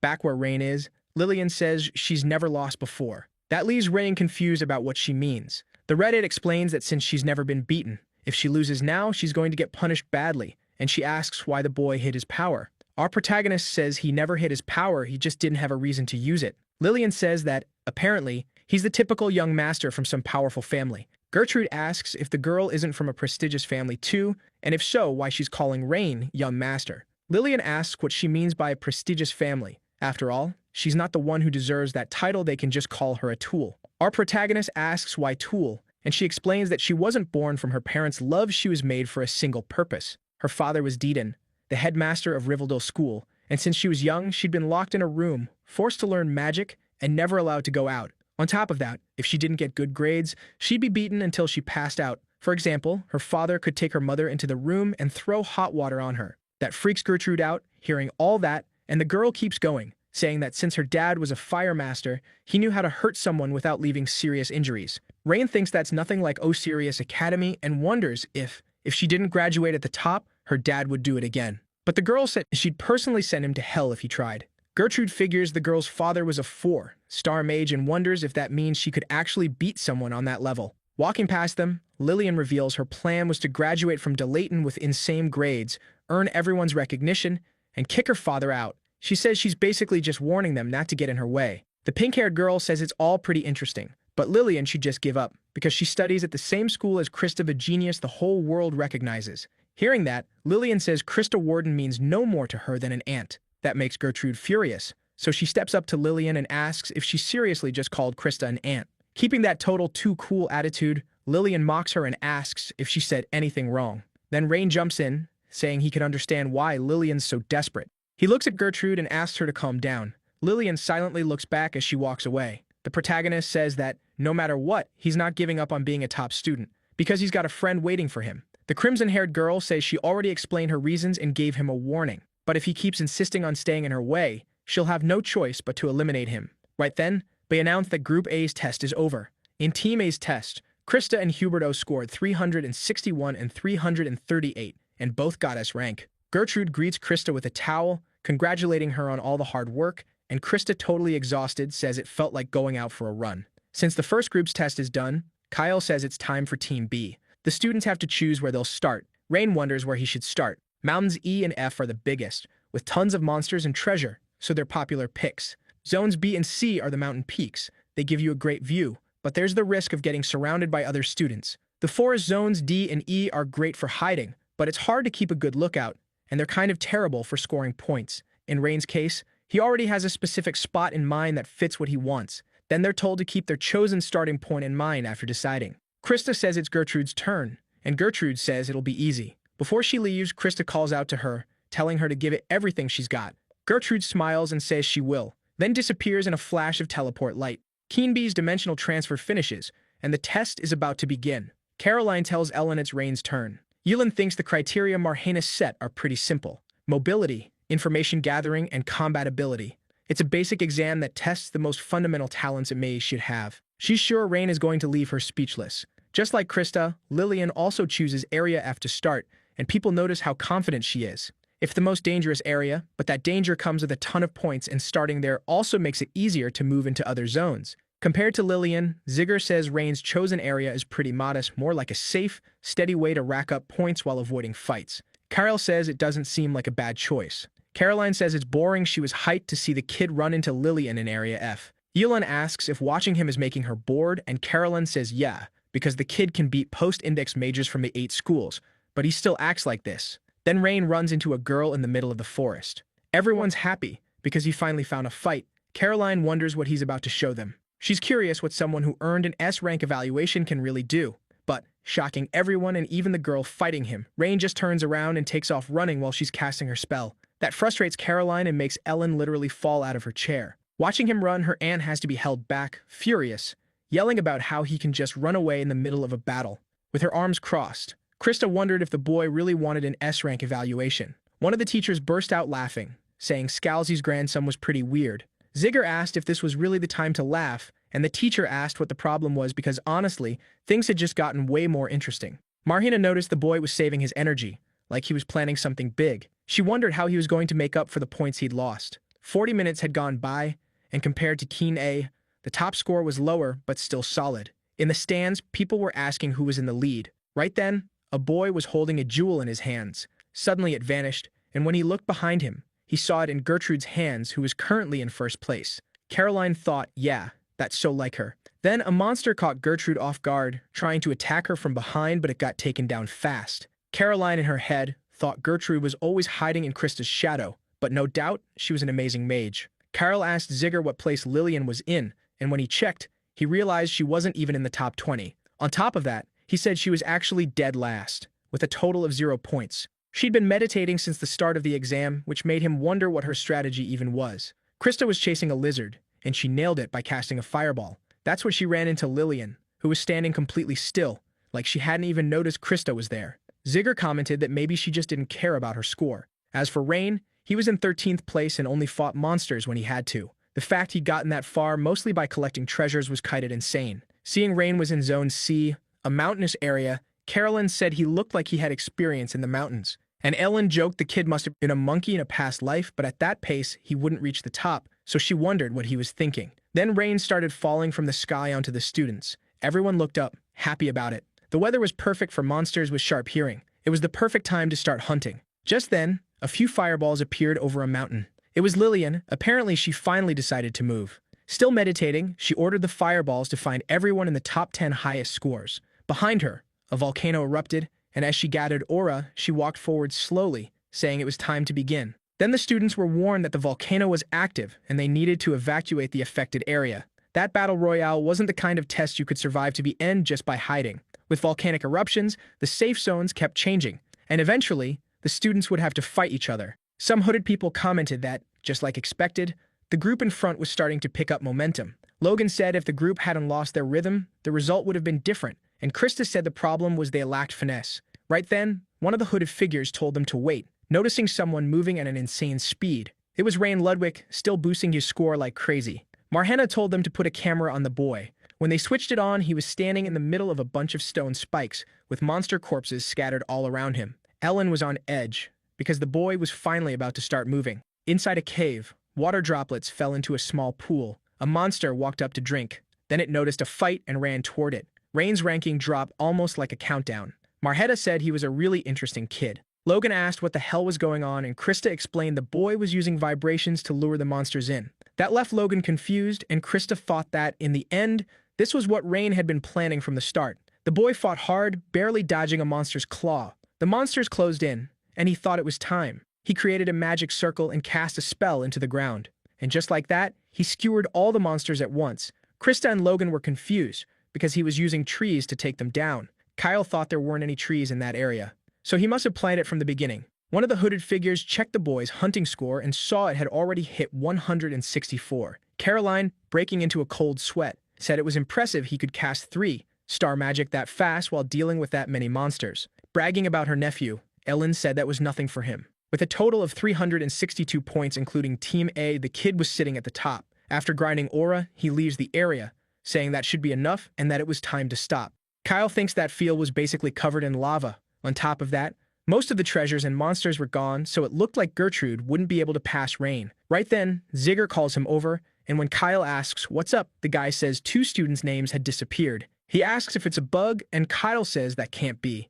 Zigger shows him, and the teacher realizes it's not a joke. Kyle thinks something was off about the people behind them, and even if they'd lost their spots, this wasn't normal. At least not in the top 10 or even the top 20. So he asks one of the hooded staff to show where the students in 30th and 40th place were 3 minutes ago. When they pull up the recording from 3 minutes earlier, a massive fire spell is burning one of the students. The teachers freak out at what they're seeing. With the second student, the girl tries to defend herself, but she gets hit almost immediately by a second spell, and the last thing she does is curse out whoever took her down. The teachers are frozen, pure terror written all over their faces. Rain keeps falling, and the girl calmly walks on, planning to take them out one by one. If she beat first or second place, that would already be enough. Caroline and Ellen, terrified, admit the girl is insanely strong. Marhena says that with a personality like that, she's even more dangerous. Watching the rankings, Gertrude wonders when Rain managed to pass her. She also notices Lillian right on her tail, and that 20th and 30th place had vanished. Just then, a bird made of fire comes flying at her,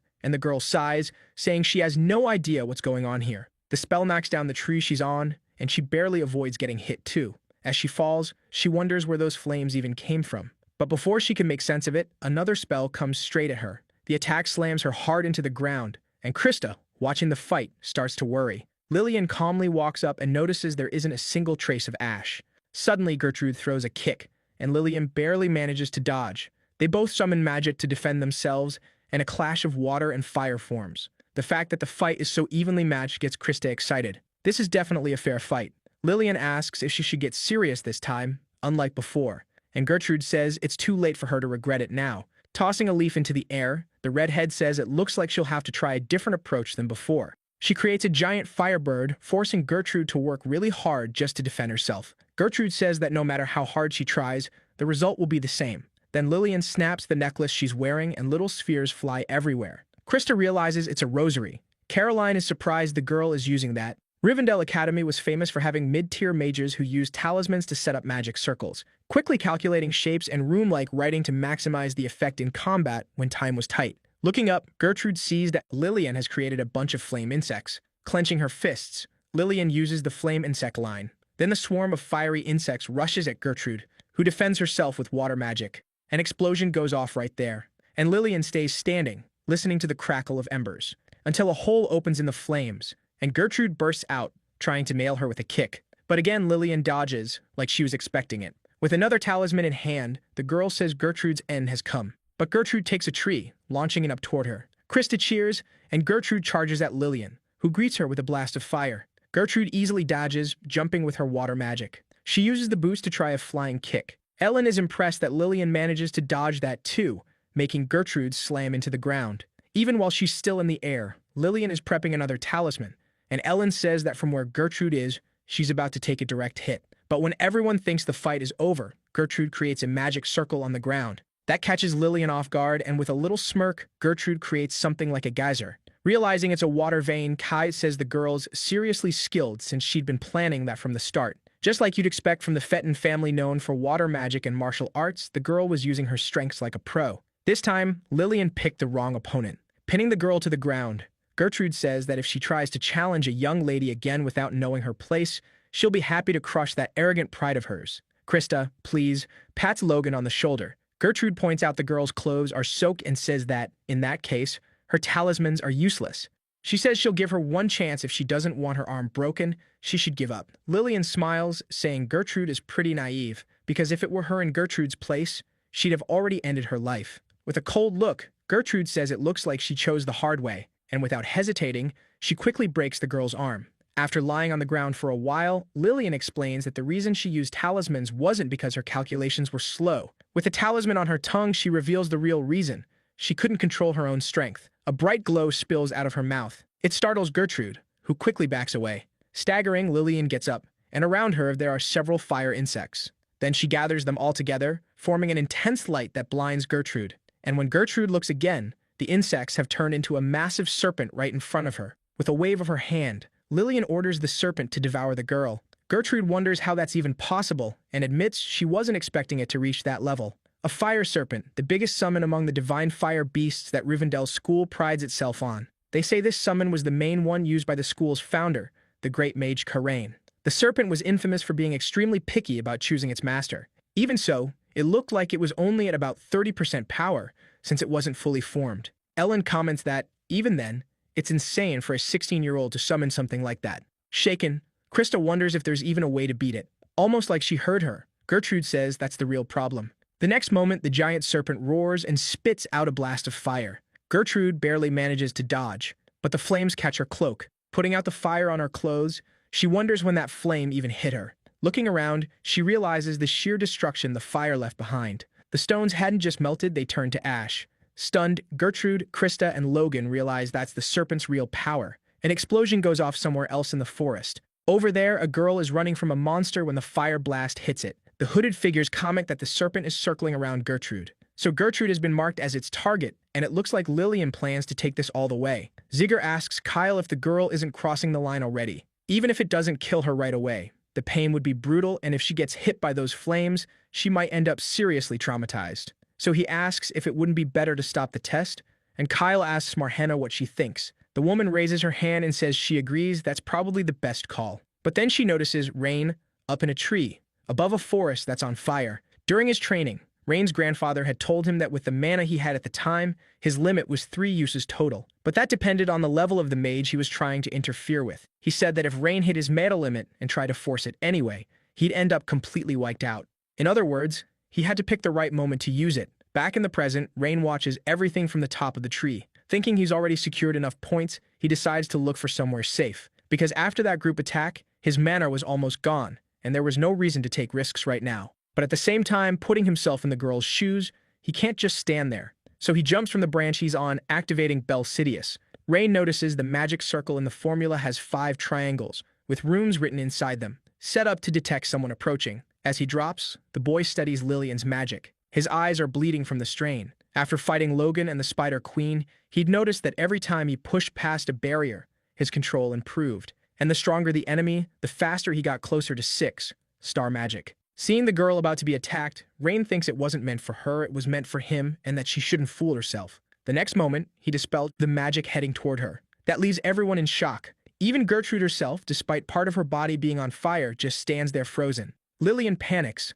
because the fire serpent is gone. Helping other people in this exam didn't give you any reward, and with time limits and limited resources, it made it even weirder. But what almost nobody knew was that the test also judged whether participants would go beyond their own self-interest. Watching the boy, Marhenna wonders if this was Scalzi's doing. She smiles and says the boy would definitely score really high. Spitting blood, Rain realizes canceling a 5-star spell took more mana than he expected. It was over, but now he felt empty like a drained container. Gertrude, sitting on the ground, calls out to Rain. When he sees she's still there, he asks what she's doing and tells her to run away as fast as she can. Lillian is standing there, her mind racing. She thinks the Fenton family magic doesn't suit her, because she doesn't have enough mana to summon the serpent again. And the serpent disappearing was definitely that boy's fault. She wonders if he's really going to interfere again. As she walks toward him, she thinks that whether he stopped the serpent or not, if he's defenseless right now, she has to beat him to become the top scorer. Then she summons another fire serpent, but its size catches the hooded observer's attention because it looks way smaller. Rain barely dodges the attack. Even smaller, the firepower is still terrifying. Seeing the boy about to get hit, Ellen yells for him to be careful. Just as Lillian is about to strike, Gertrude appears behind her. Lillian turns around but takes a magic charge punch to the stomach. She goes flying, trying to soften the impact with her magic. Rain is surprised he didn't expect the girl to come back to save him. He asks why she came back, and Gertrude says it's because she's his opponent, and if he got expelled, her lady Krista would fall apart from sadness. Hearing that from outside, Krista turns red as a tomato. People start whispering, and Krista tries to explain they're just rivals. Nervous, Logan just gives a thumbs up, and Krista asks if he wants to die. He says they look good together, and losing her patience, she slaps him across the face. Logan ends up on the ground, and embarrassed, Krista thinks that once the exam ends, Gertrude's life will come to an end. But either way, she thinks Rain was the only one who managed to stop the fire serpent. People said that if you mastered the Ludwig bloodline magic, you could fully control all magic. But in 1,000 years of history, only 3 people ever reached that level, and even then, from what she'd seen, they only managed it when they were already old, badly hurt. Gertrude tells the boy to leave, because this is between her and Lillian. Rain says she's injured and in really bad shape, but she insists she's fine and that she still hasn't finished Lillian off. And she adds, honestly, he was in that girl's way. Before leaving, Rain asks her not to die. Gertrude says, obviously that's not going to happen. Lillian walks up to Gertrude and, spitting blood, tells her to move. Gertrude laughs. Lillian's the one who started this, and now she's telling her to get out of the way. The red-haired girl says all obstacles need to be removed. She lunges forward with her tongue out, like the serpent's spirit had fused with her. Gertrude, on the other hand, moves in calmly, like ocean waves. The collision is brutal. In the forest, Rain runs off to hide, but something almost hits him, and he barely manages to dodge. Zigger asks what that was. That's when Rain notices it's a group of low-level students who teamed up, hoping to ambush him and take him down.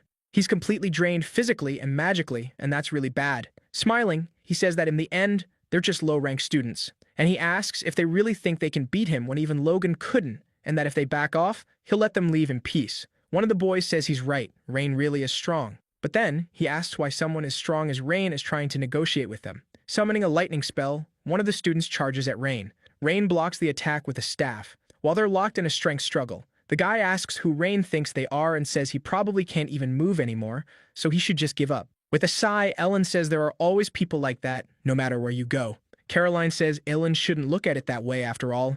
It's just strategy. The staff the guy was using as a weapon ends up snapping in half, and he realizes he can't underestimate the low ranks. Rain gets knocked down, and right as he's about to get hit by the low-ranked student's lightning, he takes the ground and throws sand into the student's eyes. Taking advantage of the guy not being able to see, our protagonist lands a punch right in his face. That makes the rest of the students nervous. The same guy from before wonders how Rain knows techniques from the Osarius style. Ellen says she was curious about that too. The hooded observers notice the guy doesn't seem able to counterattack anymore, since Rain has fast calculations for 3, star magic, and the Osarius style. His skill itself is flawless, but his man management is still rough on that front. Krista is ahead of him.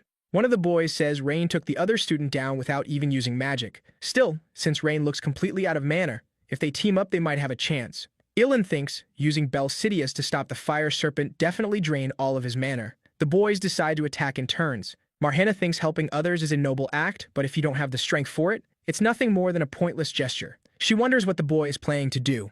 Our protagonist faces the boys with the little strength he has left. He throws a punch charged with electricity, electrocuting all the low-ranked students who rush him. That ends up impressing the teachers. Zigger asks when the boy cast that spell and how he still has mana left. Then Kyle explains that Rain actually doesn't have any mana left, and that it was really the lightning sword's original attribute. He kept it in a plasma state, and the moment the students touched the wet ground, Rain released the electric shock. Still, knowing how to do something doesn't mean you can pull it off, and honestly, Kyle says the boy looks pretty experienced. One of the boys says it's no surprise Rain is one of the top contenders for first place, but now he's out of tricks. But just as he's about to tell him to attack Rain while they still can, the other guy smacks him in the face. Agreeing with him, and wrapping his body in mud, the guy says now he can beat Rain by himself. Logan asks what that is, and Krista explains it's apparently a spell that boosts physical abilities using mud. But it's a terrible skill for team fights, since it depends on brute strength. Now, with his whole body covered in hardened mud, the guy says Rain can just hand over his points and everyone will walk away unharmed. But our protagonist refuses instantly, without even thinking. The guy jumps, saying Rain seems to think he's joking, and Rain just sighs. When he lands, the guy declares he'll tear Rain to pieces. But when he looks around, he finds Rain already right in front of him, gripping his staff and about to drive it into him with a thrust. After striking him with the staff, our protagonist uses a lightning spell, maximizing the damage. As he pushes him back, Rain says the Osarius technique staff style was created by the one walking at his side, so he shouldn't underestimate him. The guy thinks that even after everything, Rain still has strength, and that last attack left him with intense pain in his stomach. He wonders if he was wrong about Rain being tired, but then realizes Rain has definitely hit his limit. He remembers the test gives an F rank to anyone who fails. Actually, the reason the faculty council is watching so closely is to adjust grades afterward. In other words, the process matters too. But the boys didn't just fail to get points, they also lost to someone relying entirely on staff techniques with no mana. It wouldn't just be his grave he'd have to worry about, he'd become a laughingstock, and he could even get expelled. Rain says that, still, if he survives, he could end up with an E rank or even a C or B, depending on how many people drop out. Behind him, the fight between Lillian and Gertrude is getting more intense. Looking at that, Rain says that with the two main contenders fighting like that, the place wouldn't take long to turn into rubble. The exam was almost over, and he wasn't planning to get involved in that fight, so he tells the guy to just make his choice already. asking if he'd rather give up and settle for a B rank or keep going and get kicked out. Rain says he should decide fast right as a tree trunk crashes down next to them. Breaking out in a cold sweat, the man thinks a B rank wouldn't be so bad, but then changes his mind, thinking it's way below his skill level. Desperate, he wonders if he's lost it, because if he quit now, he'd be an idiot. I mean, anyone could see the kid in front of him was already out of strength. Plus, he'd used up all the energy he had left on that last hit, and if he finished him off right there, the kid's points would be his. Getting up, he wonders why he's hesitating so much. Because an opportunity like that wouldn't come again. He had to do it, otherwise, he'd be expelled. The guy was sure he could pull it off. But the moment he's about to rush in, Rain stares at him with a deadly look. The big guy freezes in fear, and the next second Rain hits him with another electric shock. Right then, the end of the exam is announced, and all the students have to leave the barrier. Rain celebrates because it's finally over, then collapses on the ground, passing out from exhaustion. The big guy, who'd been worried up until then, smiles in relief. Saying it's finally over, Carolyn asks if Ellen was anxious too, and the woman says not really. But then the teachers notice something. Lillian and Gertrude didn't look like they had any interest in stopping. Kyle, calm as ever, says that could cost them points, and Ziegler says this isn't the time to talk about that, because at that point, the two of them had totally lost it. Marna mutters about how annoying it is to deal with kids, and tapping her staff on the ground, she removes the barrier from the area. Just as Lillian and Gertrude are about to start throwing punches at thin air, they snap back to their senses. Grumpy Marhana asks what the point of having skills is if you're still just a child. Then are told again that the exam is over, and they need to leave the barrier. Gertrude touches her face and realizes all her injuries are gone. That's when she remembers it was all an illusion. That was the barrier's magic. Gertrude looks at Lillian, and Margana yells at them to get out while she's still being nice. The angry teacher wonders how many times she has to repeat herself for them to get it. The hooded people question how they could break the barrier, since there was still the exam for Group C. Marhana, on the other hand, says they should just put it back up. The students head back to the test lobby, and Lillian asks the boy what he did to Yomang. He says he doesn't know, and she yells at him to answer seriously. So Rain tells her to answer his question first. He asks if she respects her father. The veins in the girl's eyes bulge, and she asks if he's trying to start a fight right there. Rain says no, and she asks what that was supposed to mean then. He says he thought she was kind of like him. After all, she planned to climb to first place by crushing everyone in her way, and that was her father's will. And the way she tried to burn everyone else for the sake of her goal wasn't any different from what he heard about her dad. But if that's the life she wants, then nothing he says is going to matter. Then the girl reveals she was the one who defeated the Fire Amugi. Rain says if she keeps acting like this, they're going to end up facing each other soon, and then he'll show her the right way, so she'd better be ready. Angry, she asks what he would know. He was born into a happy family, with everything handed to him. When the kids get there, Logan and Krista are waiting for them. Smiling, Gertrude asks if the girl is ready to do well. Embarrassed, Krista bonks the girl on the head, saying she's more than ready. She says the girl has a big mouth and just blurts out whatever nonsense comes to mind. Rain asks Logan what's going on, and Logan says it's nothing. Krista says she was super embarrassed with everyone staring, and Gertrude says it's true, so Krista says she's going to shut that big mouth of hers. While holding the girl by her clothes, Krista looks at Rain and asks him why he was messing around earlier. Our main guy asks what she's talking about, and Krista, telling him to stop playing dumb, says he'd saved Gertrude from the snake earlier. The boy then asks how she thinks he could have done that, and that Lillian's magic must have, coincidentally, run out. A bit reluctantly, Krista agrees. Turning to Gertrude, she says the girl should get punished. Rain was walking along, all happy, and Logan asks what he's laughing about. Rain says he just thought it was funny, because if he hadn't come there, he wouldn't have had that experience. Logan comments that, just like expected, DeLayton was different from other schools. Rain says that was true sometimes, which leaves Logan confused. Rain thinks that if Esther hadn't left that letter, and if the privilege of meeting Lynn Moore given to the top student in the class, he wouldn't have had that experience. He realizes that, in the end, Esther was right. That world really was fascinating. Gertrude watches Krista walk over to Lillian. Standing in front of Lillian, Krista says she did something pretty interesting with her servant. Lillian is confused about what she means. Krista says she'd better be ready, because she'll pay that debt 100 times over, since the Warden family doesn't leave debts unpaid. Back at the academy, the students were completely wiped out. Still, the exams kept going like nothing had happened. On the night of the 4th day, they had a written exam. And on the morning of the 5th day, they had what the students called hell. Something even harder than the Battle Royale had happened. And just like that, the chaotic midterm exams came to an end. With the exam results in, Ziegler reveals that 4 students earned rank S scores in both the practical and written tests. They were Krista Warden, Nora Redden, Keaton, and Rain Ludwig.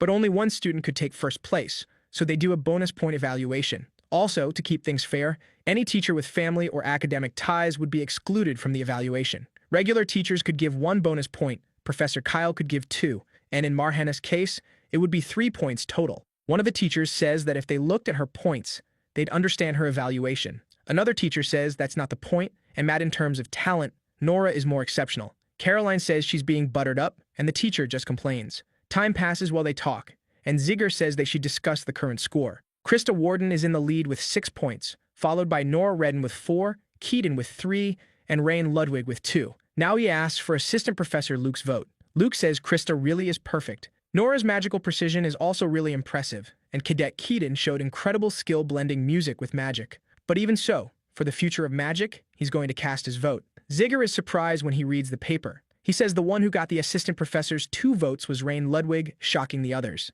The teachers reflect that he's definitely on another level, but Krista still has the most points, and the final vote is from Senior Professor Marhana, who never gives extra points, always starting with "no one deserves them," so the student of the year would be Krista. But Marhana breaks into a smile and bursts out laughing, repeating stuff about the future of magic and saying that honestly, he, the guy who uses cheesy lines to win girls over, grew up with a pretty smooth tongue. Luke says it's all thanks to the master's teachings. She agrees and floats a piece of paper and a pen with her hand, saying she'll go along with that vote as an investment in the future of magic. She writes on the paper, leaving the teachers freaked out. Zigger is speechless when the paper lands in his hand. It says the best freshman this year in the midterm tests was Rain Ludwig. In his room, Rain says he improved like expected. Rudin tells him he can keep researching his unique magic in the circulating environment, with his progress going up by 0.8%. Rain says that if unique magic levels only grow through fighting, it makes him wonder what that would be like. And then it was time to head out.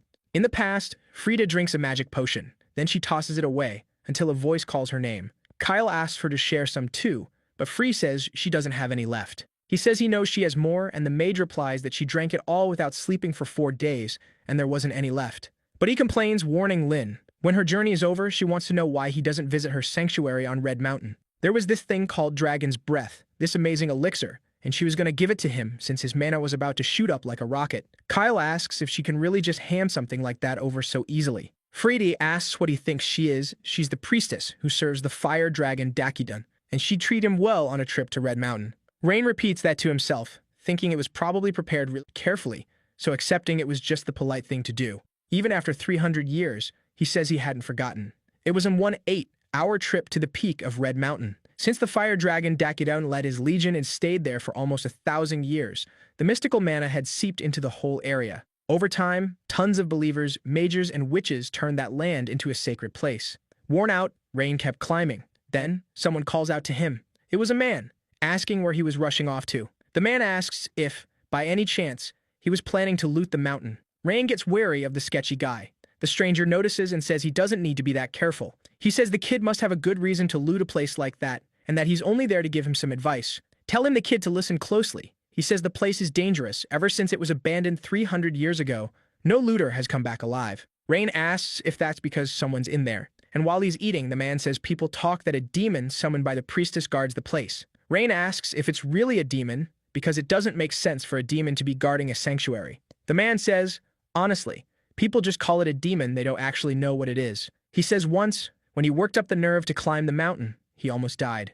Like, one more step and he would have been done for. Before the man can even finish, Rain just keeps going. As a final warning, the old guy says if the kid values his life, he shouldn't go anywhere near the entrance. As he leaves, Rain thanks him for the warning. If some kind of monster really was living inside the sanctuary, Rain figures he should be extra careful. Night falls, and Rain keeps climbing. He can hear animals along the way. Rain says he hates monsters like spider rats. In a flashback, Freedy asks if that's supposed to be the group's mage. Esther says yes, and comments on how cute he is. Freedy says even her bird is cuter, and Esther says that's not fair. Rain asks why they're comparing him to a pigeon, and an annoyed Freed snaps back that it's a parrot. Back in the present, Rain says he wishes he could be like Pippi. After walking for a while, he finally reaches the temple. He says just getting there was already exhausting. On top of that, he's not sure where to start, and decides to try the temple entrance first. Rain notices that even this temple, supposedly built by the fire dragon, hadn't held up against time. After thinking for a bit, he realizes that even though people said there was a demon there,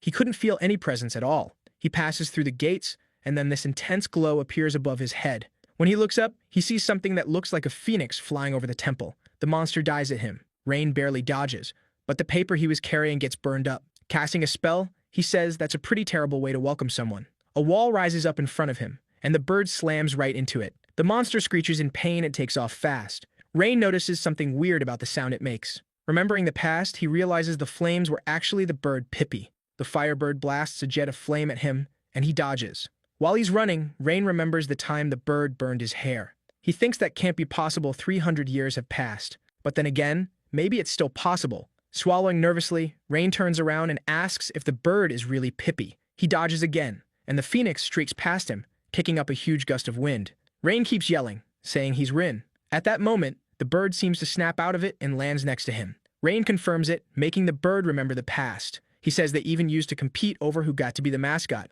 But the bird says he isn't Rin, because the guy looks different, and it doesn't recognize that face. Going back into a rage, the bird fires off a blast of flames at the boy, who blocks it with his shield made of water magic. Even though the situation was a mess, Rain couldn't help feeling happy knowing Pippi was still alive after 300 years. Calling out to the bird, the boy says that even if his face looks different now, he's still Rin. But the bird didn't seem like it wanted to listen, attacking again and forcing Rain to throw up another barrier. Rain wonders what he's supposed to do. There had to be something only they would know, something that would make the bird realize it was really him. Then Rain remembers something and starts casting a water spell. He shoots it at the bird, knocking it down. Then he casts another spell, this time with 2 magic circles. He calls out to the bird again, forming a sphere of water and asking if it still didn't recognize him. Our video ends here. If you liked it, leave your like. See you next time. Bye-bye.